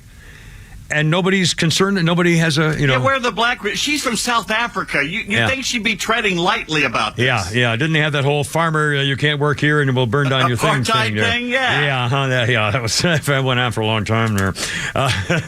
Jeez. Oh, man. I don't get any of this stuff. Really good bad. All right, and speaking of woke people, this is a cat fight. If you haven't heard this audio, it's got millions of views on social media. Two neighbors having a fight because a cat belonging to one neighbor wanders on to the other neighbor's property, and all of a sudden there's a cat fight. Here we are. No, I'm not. It's our cat. You understand? Our cat. I'm not even in my yard right now. What am I doing? The gate's open. Reasonable people, you're holding our cat. How? I'm not even in there. I want you to explain how. If you would go in your yard and say, Mercury, go home. Don't come in our yard anymore. She's a cat. She doesn't speak English. Oh, really? This doesn't mean go home? No. Hand signals don't mean anything. It's a cat, dude. Really? Okay. All right. Well, we'll have the police department figure it out. Absolutely. Great idea. All right. No, so the cat doesn't eat and drink anything over there, right? No. Oh, no, never. Right? No, never. No. No, never. Never. Yeah, never. Yeah, you cat pervert. Oh. My God, you got I've done nothing to bring the cat. I've done nothing to bring the... This dude's lost. Pervert. This dude, he's lost it. He's lost it. Oh, my God. He's lost it. He's lost it. Oh, no. It's on my property. We're calling the police because you're harboring our cat. Harboring a cat. Harboring our cat. Is that a crime? What? It was something else. Cat pervert. I'm a cat pervert? Yeah, cat What pervert. crime is that? What crime is that? You know what? There's a crime about you harboring my cat. What crime is that? Against the law. What crime is that? It's called harboring an animal. I can understand being angry if my cat was in your yard. You're angry because your cat is in my yard. I think the most alarming part of that story is that the cat is named Mercury. That's like the weirdest name for a cat I've ever heard. Trying to find out where it is, and no one seems to know where it's coming from. I don't know. You'd think that would be one of the first things they'd say, just on general principle. Somebody would say, anyway, I don't get it. Pretty funny. Weird. By the way, Holy Crap at Sports coming up in just a few minutes, and I don't know much about the feud. Maybe you guys can help me out or fill me in here. There's this chick named Taylor Lorenz, is a columnist for the Washington Post, who was kicked off Twitter. She's been ticked off with Elon Musk ever since, and issues going back a long time. And now she's complaining that far-right Twitter influencers are the first to get any money from Elon Musk's monetization scheme. And some of the reaction, she says, Taylor Lorenz says, and again, she's a hater. She's a screaming lib socialist hater. She says, Musk is putting massive amounts of money directly into the pockets of some of Twitter's biggest anti-LGBTQ hate accounts. Wow, Elon Musk wasn't kidding. Content monetization is real. End the wokeness.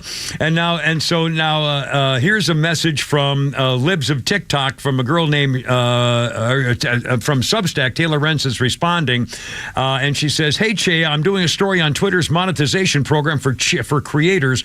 Did you receive any payout from Twitter? I noticed you haven't posted about it. Is that because you weren't invited to participate?" Trying to find if her friends are getting money as opposed to just Republicans or something. And the reply was, "Please include my full comment. It's none of your business." So she writes back, "You've bragged about monetization previously on other platforms." This is Taylor Lorenz speaking. "Were you not included in Musk's group? Has your relationship with Twitter soured?" And she writes back, "My relationship with Twitter has not soured. In fact, it's thriving. Elon and I are actually dating. Please don't tell anyone because we're keeping it quiet. You have a name for being very trustworthy and honest, so I know I can trust you with this information." It says, "Well, we'll note that," in tongue-in-cheek response, claiming your relationship with Musk was thriving, but you didn't respond to the question about whether you're receiving payments. She says, "I'm writing a story to people who suffer from Elon derangement syndrome and refuse to pay for a blue check and took a lot of their content off Twitter. I'm curious if they have any regrets now that they're seeing creators get massive cash payments. Can you give a payment or comment as I believe you fit this category? I'll note you decline to comment. So Taylor, screw you. Increase your Elon bucks. Enjoy Tay-Tay. Back at it again.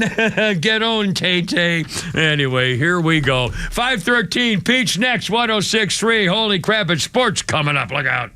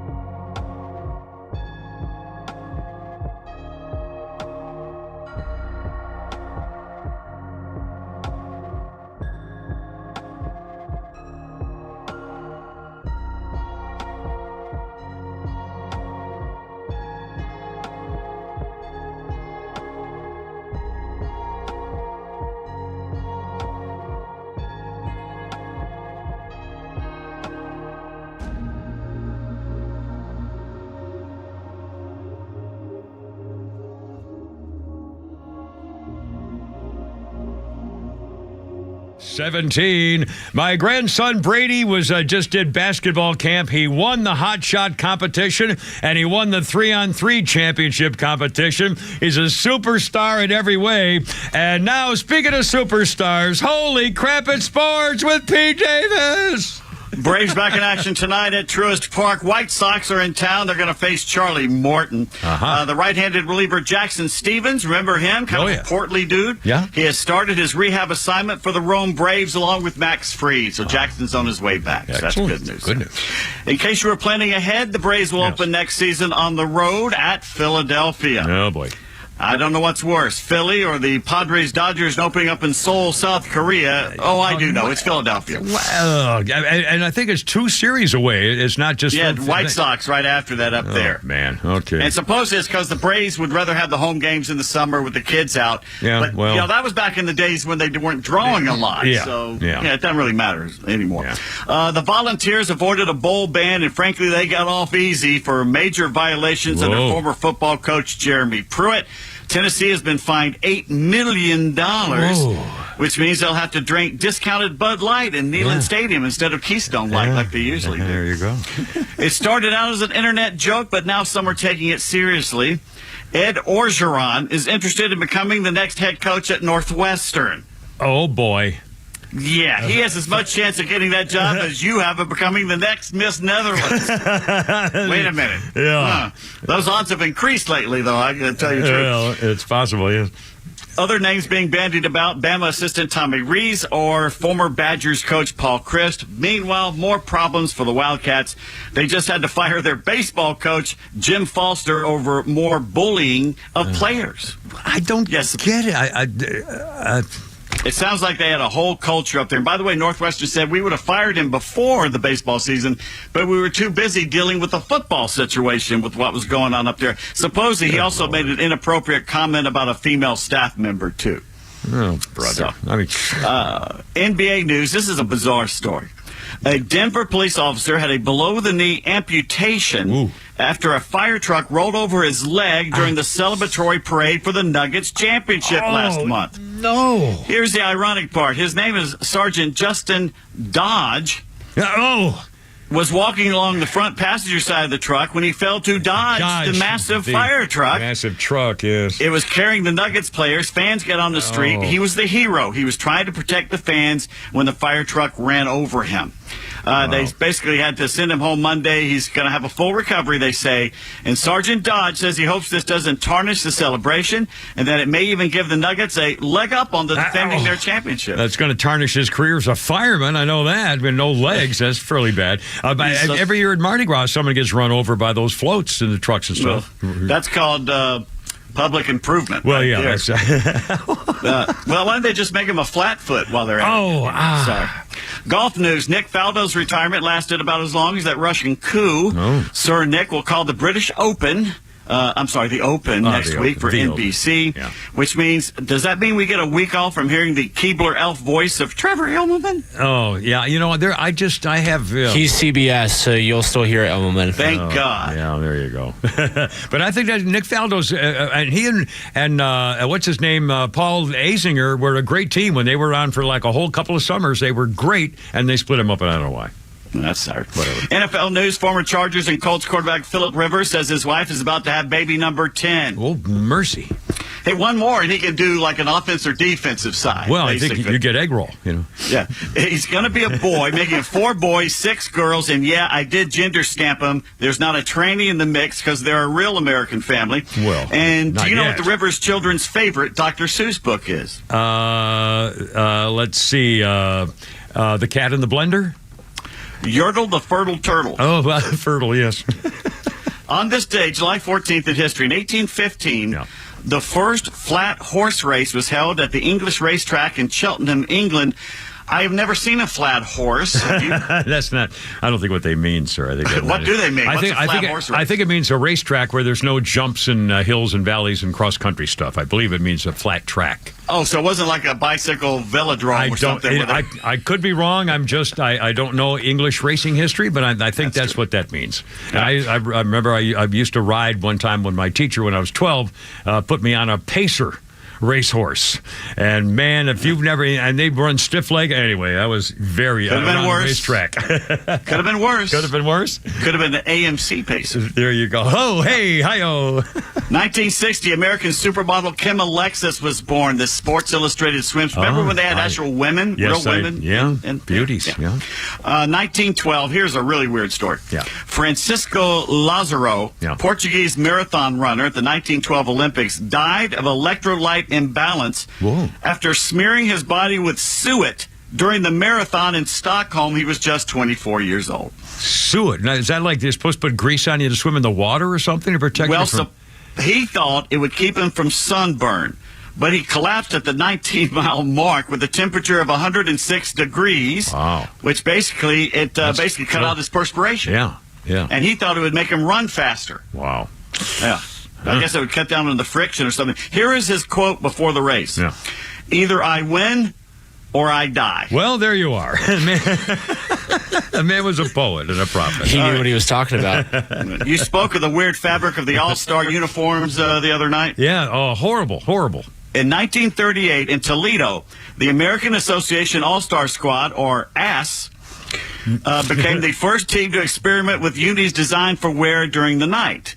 A red, white, and blue shiny satin uniform. Oh, God. You can't wear satin to play athletic stuff in. Sexy. And that stuff at the All-Star game looked like plastic. Yeah.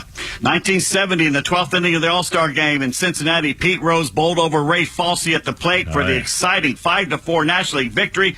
The injured Indians catcher, whose career ended prematurely because of this, had entertained Charlie Hustle as a dinner guest the night before in his home. It wouldn't have made a difference. He'd run over his grandmother. And who was this? I'd run over your grandmother too, Pete, to get a trophy myself. In 2000, a report presented to owners, the Commissioner's Initiative Women in Baseball, found that women made up 46% of the crowd at big league games, and they said we need to market more to women. But according to the same study, 43% of those women could not name a player on their home team's roster. They just want to look at the guys, and it used to be tight pants. That Dansby Swanson sure is cute. Oh, yeah, we'll have Dansby buy your next ticket. Yeah, there you go. 2002, Nelson Barrera, Mexico's career home run and RBI leader, electrocuted trying to free metal roofing from a high-tension electrical wire. Oh, my. I don't know about you, but I think metal, against the tension. Not that he was 44 years old, hit 455 homers, a 26-year Mexican Baseball League tenure. Had hoped to continue playing longer because he wanted the Triple Crown and he wanted the career hit record. But shockingly, his effort was short-circuited. In 2005, the New York San Francisco Giants franchise did what? The first team in Major League Baseball to do this. What did they do? Move cities. No, they'd already moved cities. They were the first one to win 10,000 games. Really? San Francisco? The Giants. Franchise? The Giants. Because they were in New York early on. Yeah, but still, I'm still kind of... Hence the name New York Giants. But I would have thought Cincinnati I thought they were an older club. But they didn't play continuously. The Braves, the longest, continuously operated, but the Reds didn't play all the time. I got you. 2 years later, 2007, the Phillies became the first franchise to lose 10,000. Well, there you are, as it should be. And finally, before the 86th All-Star Game at the Great American Ballpark in Cincy, MLB announced the selection of Hank Aaron, Johnny Bench, Sandy Koufax, and Willie Mays as the sport's greatest living players. At the time, Yogi Berra's daughter turned to him and said, "Are you dead?" And Yogi says, "I don't think so." And in my opinion, that was a mistake. Yogi Berra was a greater player than Sandy Koufax, in my opinion. Well, if you look at his record, Yogi Berra did things that had never been done before, but he was such a goof that I don't think he got the respect as a player because he was such a goof. Well, I think Johnny Bench was a better catcher. I think Willie Mays has to be on there, and Hank Aaron had to be on there. But I'm sorry, Koufax, his career was fantastic, but it was much shorter than Berra's, and Berra did record after record after record. It was a winner all those years. And plus, a catcher back in those days was the manager on the field for all those championships. So the guy, he was the key part of the entire franchise. So most winningest franchise. Yeah. By the way, speaking of Hank Aaron's accolades, on this day in 1968, Hank Aaron hit home run number 500. And 1 year before, his former teammate Eddie Matthews did it, but he did it in an Astros uniform. Oh, I don't remember that. I remember, was he 18 when he played for the Braves? Wasn't he came right out? He came up in Boston. Yeah. He was Boston, Milwaukee, and Atlanta. Wow. And I know you have a birthday you were going to mention in sports. Oh, Roosevelt Greer, the former New York Giants. He won a championship with them at 56. And also the L.A. Rams, great guy, athlete, actor.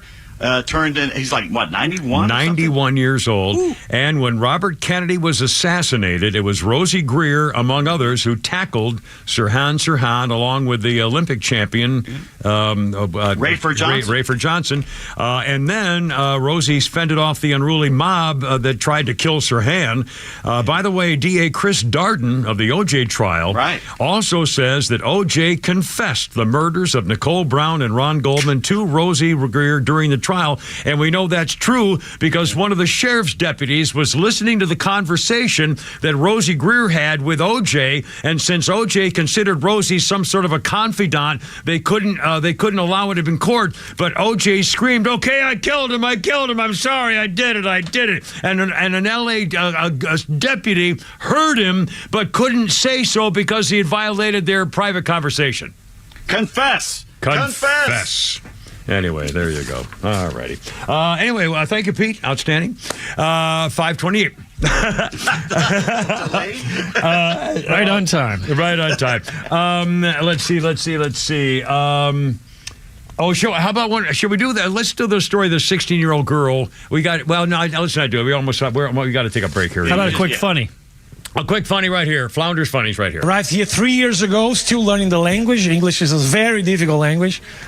And you guys make English even more difficult than it should be. I don't know why. I saw the other day a person saying, "Don't call me he or she, call me they." And I was like, what the f***?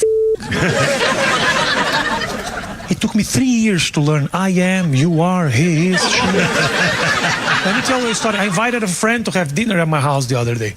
And he was like, "Oh, I'm bringing a friend." And I said, "Of course, bring him." He was like, No. Bring them. So I bought a lot of food. My friend showed up at my house with one person. So I said, "Where are they?" And he said, "They are here." They're here. So you tell them that they are going to eat all of this food. 5:30, stand by for fun. We got it. Look at it. There we go. All right.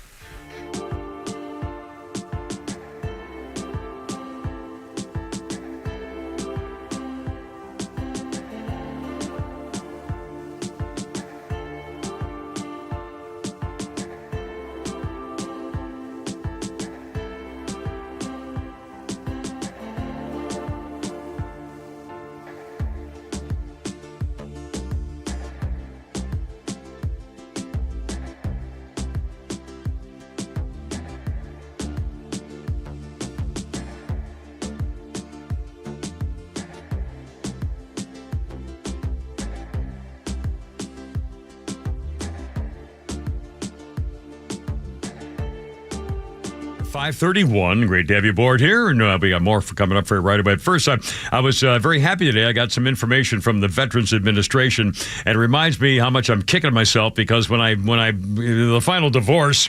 By the way, my safe was part of the custody agreement. That's why I didn't have my safe when I went down to Florida. And now.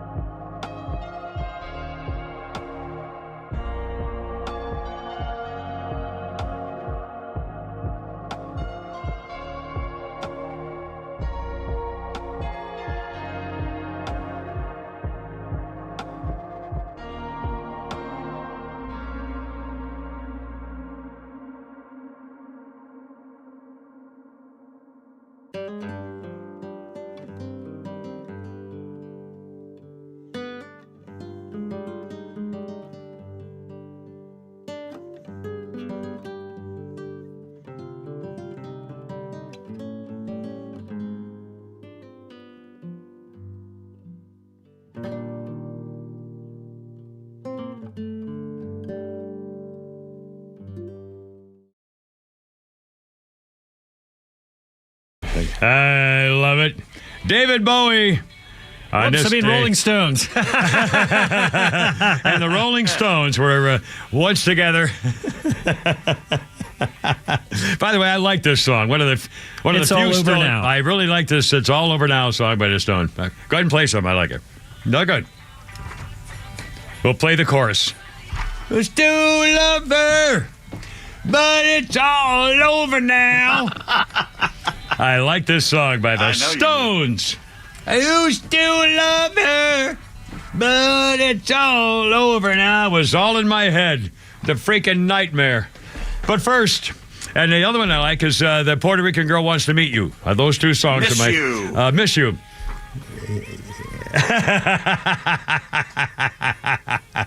Well, it was on this day in 1964, the Rolling Stones were at number 1 on the UK singles chart with this song, It's All Over Now. It was their first of 8 British number 1 hits.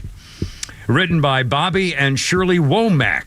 Released originally by the Valentinos, featuring Bobby Womack in the same year. And, of course, the Stones over. That's a great song. Anyway. Oh, by the way, Pete sent some video. Pete, in fact, describe this. We played earlier the Tucker Carlson interview and commentary with Mike Pence. And Tucker basically, took him to school over, all your attention to Ukraine when America's suffering.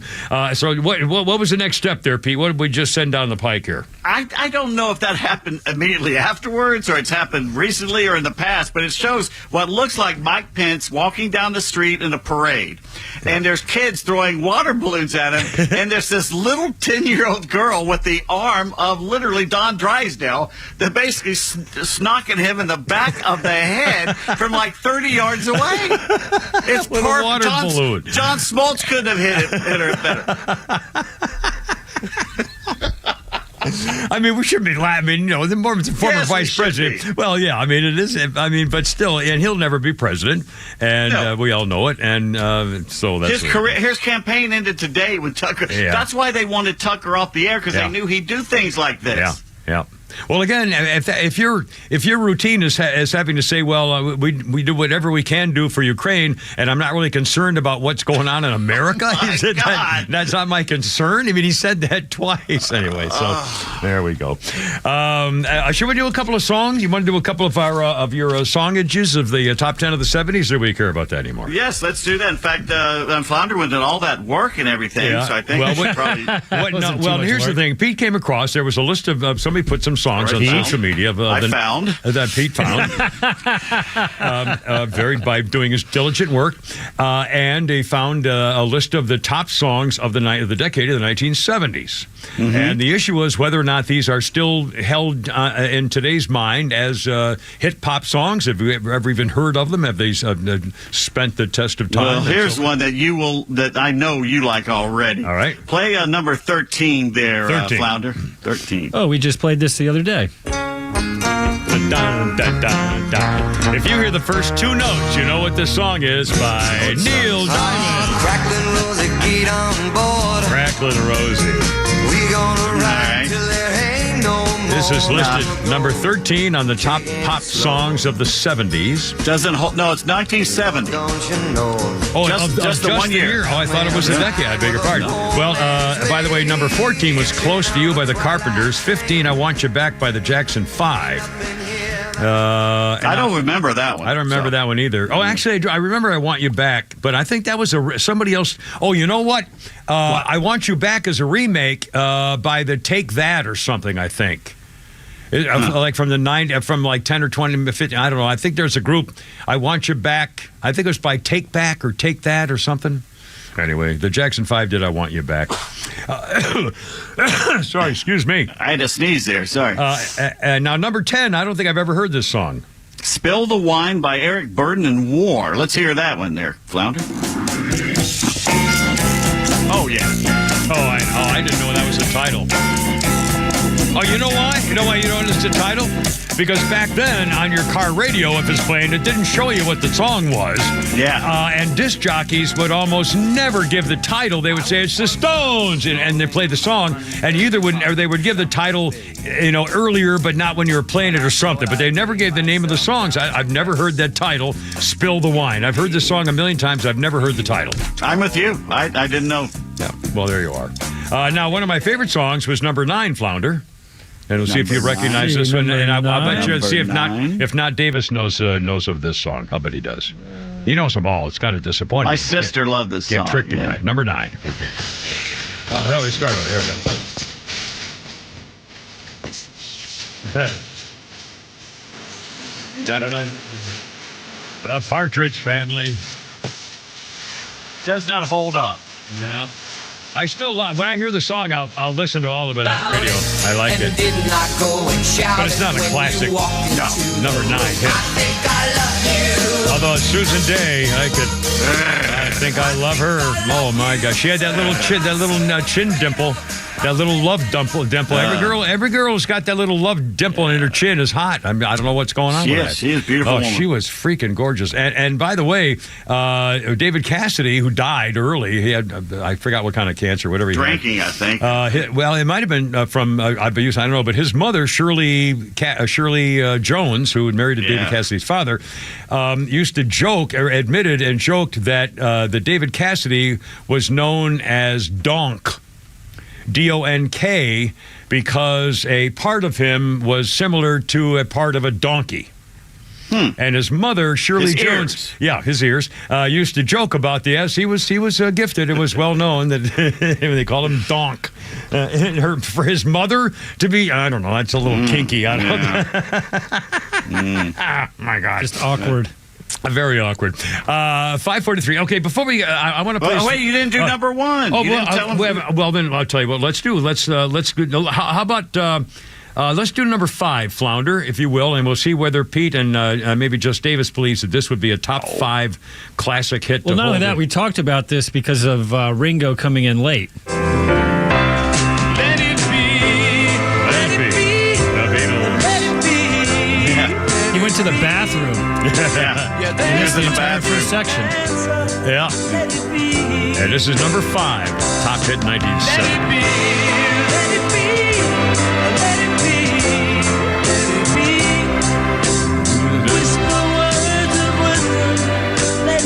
Now, just out of curiosity, not Davis, you're 21, college student. Are the Beatles anything that your group would ever listen to or try to put at a party or anything like that? Absolutely. Well, maybe not at a party. That's not really party music. But the Beatles, as we know, the foundation of popular music. Everything we listen to today is under the Beatles. So I definitely have Sgt. Pepper's on rotation, White Album, Revolver, all the classics. And Let It Be still holds up. It's a great probably the best last album a band has ever put out, and especially given how much they hated each other at that point, it's really a testament to the talent of that band. Yeah. Play number. We're going to take a break here in a second. In fact, we should take it right now. We'll do one more before we go. How about number 3? And then we'll get to number 1 here in a second. First, play number 3. I hated this song. Now, I love the movie Butch Cassidy and the Sundance, but this is stupid. His feet are too big for his bed. Nothing fits. Raindrops. It's silly. It's a silly song. It's number 3 of the entire hot hit 70. It brings back memories of my aunt taking us in her convertible in Little Rock to the drive-in movie to watch this movie. Well, now see, memories are what give credence to anything that may normally not on its own hold the value of something in your past. Well, good for them. All right, hold on. It's 5:45. You didn't do the number 1 song. Well, I was going to do it right after teasing them, saying we'll be right back to give the last 2 that we were teasing earlier, which I'd rather do, so they have to stay tuned, Mr. Smarty Pants, if you don't mind. Mr. T.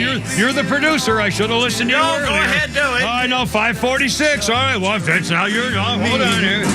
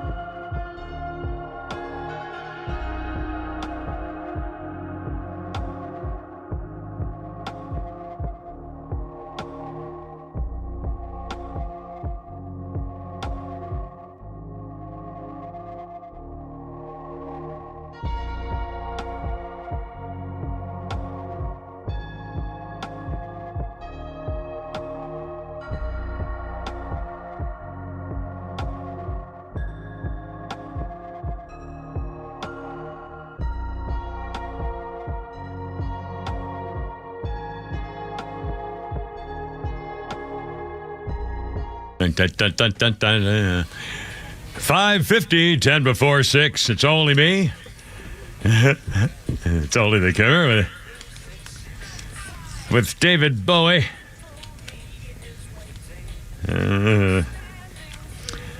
With Pete Flounder and Not Davis.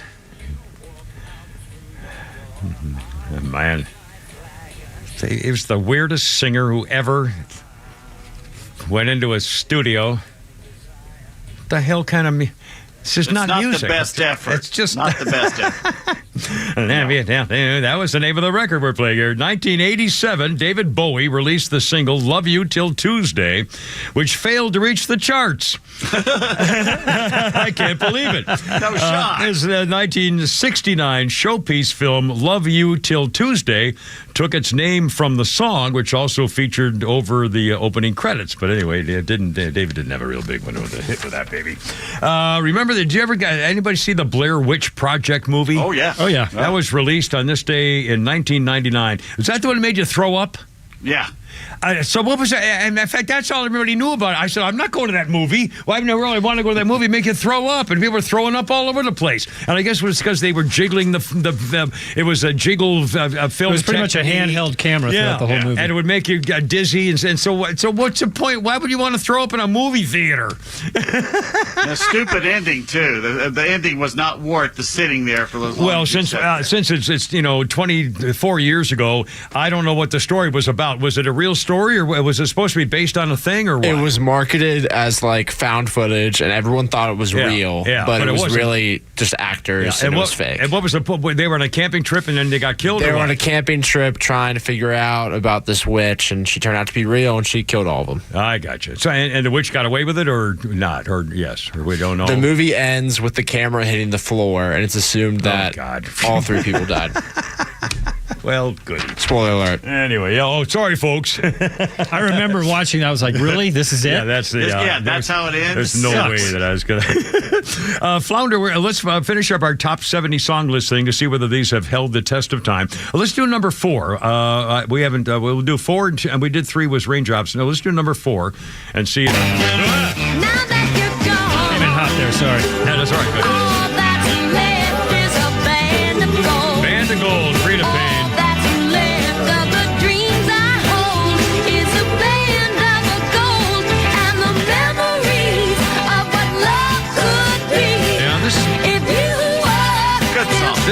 This had the beat of late 60s, early 70s before they got really hot hard rock acid stuff in the mid-late 70s. She was a good woman, good-looking woman. Yeah, she was. Very attractive and great talent. Band of Gold, huge hit. Number 3 on their list here.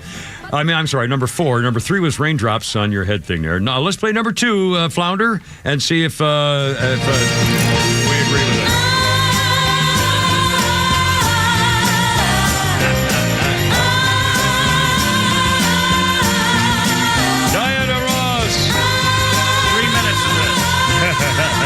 Great intro, though. Yeah. Speak it, baby. Talk to me, darling. Come on over here and put your sweet lips next to mine. No! I told you 3 minutes. Yes, that's all it is for 3 minutes. Ain't no mountain high enough. You know, why did they do it this long? I mean, it's all this for the whole... That's what she said. Well, somewhere in here, there's a couple of freaking lyrics, if we can only get to them anyway. There she talked about. It's like the old-fashioned Elvis talking about the curtain must come down, you know? The spoken word rock song. 1970. Just call my name. Yeah. Anyway, and now... I think probably Just Davis would. Well, I think he probably has seen this list. If I were to guess what was the top song of 1970, I'm not sure I would guess what the number 1 is here, just because I may not have remembered.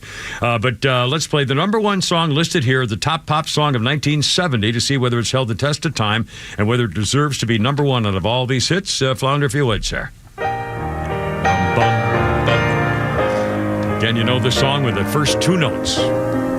First one, I can probably. name that song. Yeah, I used to watch Name That Tune. Kathy Lee Johnson was the girl who sang the songs on Name That Tune many years ago. This is Simon and Garfunkel, Bridge Over Rainbow. Troubled Water. No, this is a great song. I think it's number one song of 1970. Probably. I mean, it was huge. It was an anthem song. It was a folk song. It was a... Did you hear the story about it? No. Paul Simon said if he knew it was going to be that popular, he would have sung the damn thing himself. I did hear that, yeah. They thought, well, he has a higher voice. Well, they'll do it. And then Paul said, no, wait a minute. I didn't know it was going to be the best song ever. I wrote the thing. You think it's a song you kind of pop on and drive in your car? I mean, it's kind of too slow. It's a little, well, yeah. It's a song that builds. But. Yeah. It makes you cry. My best friend cries every time he hears it because it reminds him of a girl. Yeah. Yeah. Well, anyway, there's a lot to remind me of a certain girl. I know that right now. Okay. Let it go. He told me not to We played come. that earlier. Yeah, we did. I'm going to play repeatedly. We didn't even mention Fire and Rain and My Sweet Lord are both on this list, too. Oh, that's right too. George Harrison and James Taylor, Fire and Rain, of course. "Make It With You" by Bread. That was one of those easy listening kind of nothing 70s songs. Nothing by Bread held up. Here's by Candida by Dawn. Was that Tony Orlando? Tony Orlando and Dawn, yeah. Number 20, Candida. That was a great song. And I'll tell you, I used to love tie a yellow ribbon around the old oak tree. And it made me. No, I did. I'm a sap song, weepy guy for that song because I can put myself on that freaking bus. And I can, I guess it's because you'd always, sometimes all a man ever wants is a woman who'll stand by him and appreciate him and treat him like a freaking man and be glad he's coming back to her. I'm just saying, glad he's coming home. Glad you have your man in your life. And so, he has to go through the turmoil of wondering what's going to happen. He doesn't want to look. And all the people on the bus are saying, she loves you. She loves you. You've got your woman, finally, the woman you've always known. And he gets off the bus and everybody's happy. It's a great song. My memory is that it's sitting in front of my piano teacher's house as a kid on Candler McAfee Road and having to wait for my sister to come out. And that song played 3 times in 30 minutes. Really? Yeah, tie a yellow ribbon. I was ready to shoot beeping the horn. Quit beeping the horn. Yeah. A quick thing of outrage. Have you heard in Seattle now, the Highland Park neighborhood of Seattle, the homeless have taken over their encampments everywhere. And, of course, all the, western part of the country, for that matter. You know about all the big cities and Portland and everything. Well, in Seattle, now the neighbors are absolutely fuming because somebody in the homeless encampment got a hold of a blow-up swimming pool, somehow got some hoses and water faucets and filled it up, and now the homeless bums have a swimming pool, and there's video of people in there using the swimming pool, and a lady blowing heroin and fentanyl in her blowpipe right next to the very comforts of home in the Seattle neighborhood of the homeless encampment. Now they have their own swimming pool and crack pipes. I mean, and the neighbors are saying, wait a minute, there are shots fired all the time. They have to get down on the floor in the middle of the night. The cars are broken into. Somebody drilled a hole in one of the old-timers' gas tanks to drain the gas out of his car. I mean, this is unbelievable, and they're putting up with it. They have their pool. The homeless have their, and you've seen somehow they can string electricity. So they all have their tents. They have TVs, microwave ovens. I mean, I can't believe it. And of course, no rent. And they're getting free food and coupons. Oh my God! Someone could make a fortune getting a paramilitary group together to go oust these squatters in the middle of the night. Clean them out. Just clean it out. And I love the story in Detroit. A police commissioner was caught at 7:30 in the morning. The narco officers were doing some arresting people, and they said, well, there's somebody in a car over there. They look over, there's a hooker that they know having sex with a police commissioner at 7:15 in the morning. And he says, no, you're misunderstanding. She wanted to, no, we were not, no, not at all. And then he says, I'm a police commissioner. Can you help me out here? Oops-a-daisy.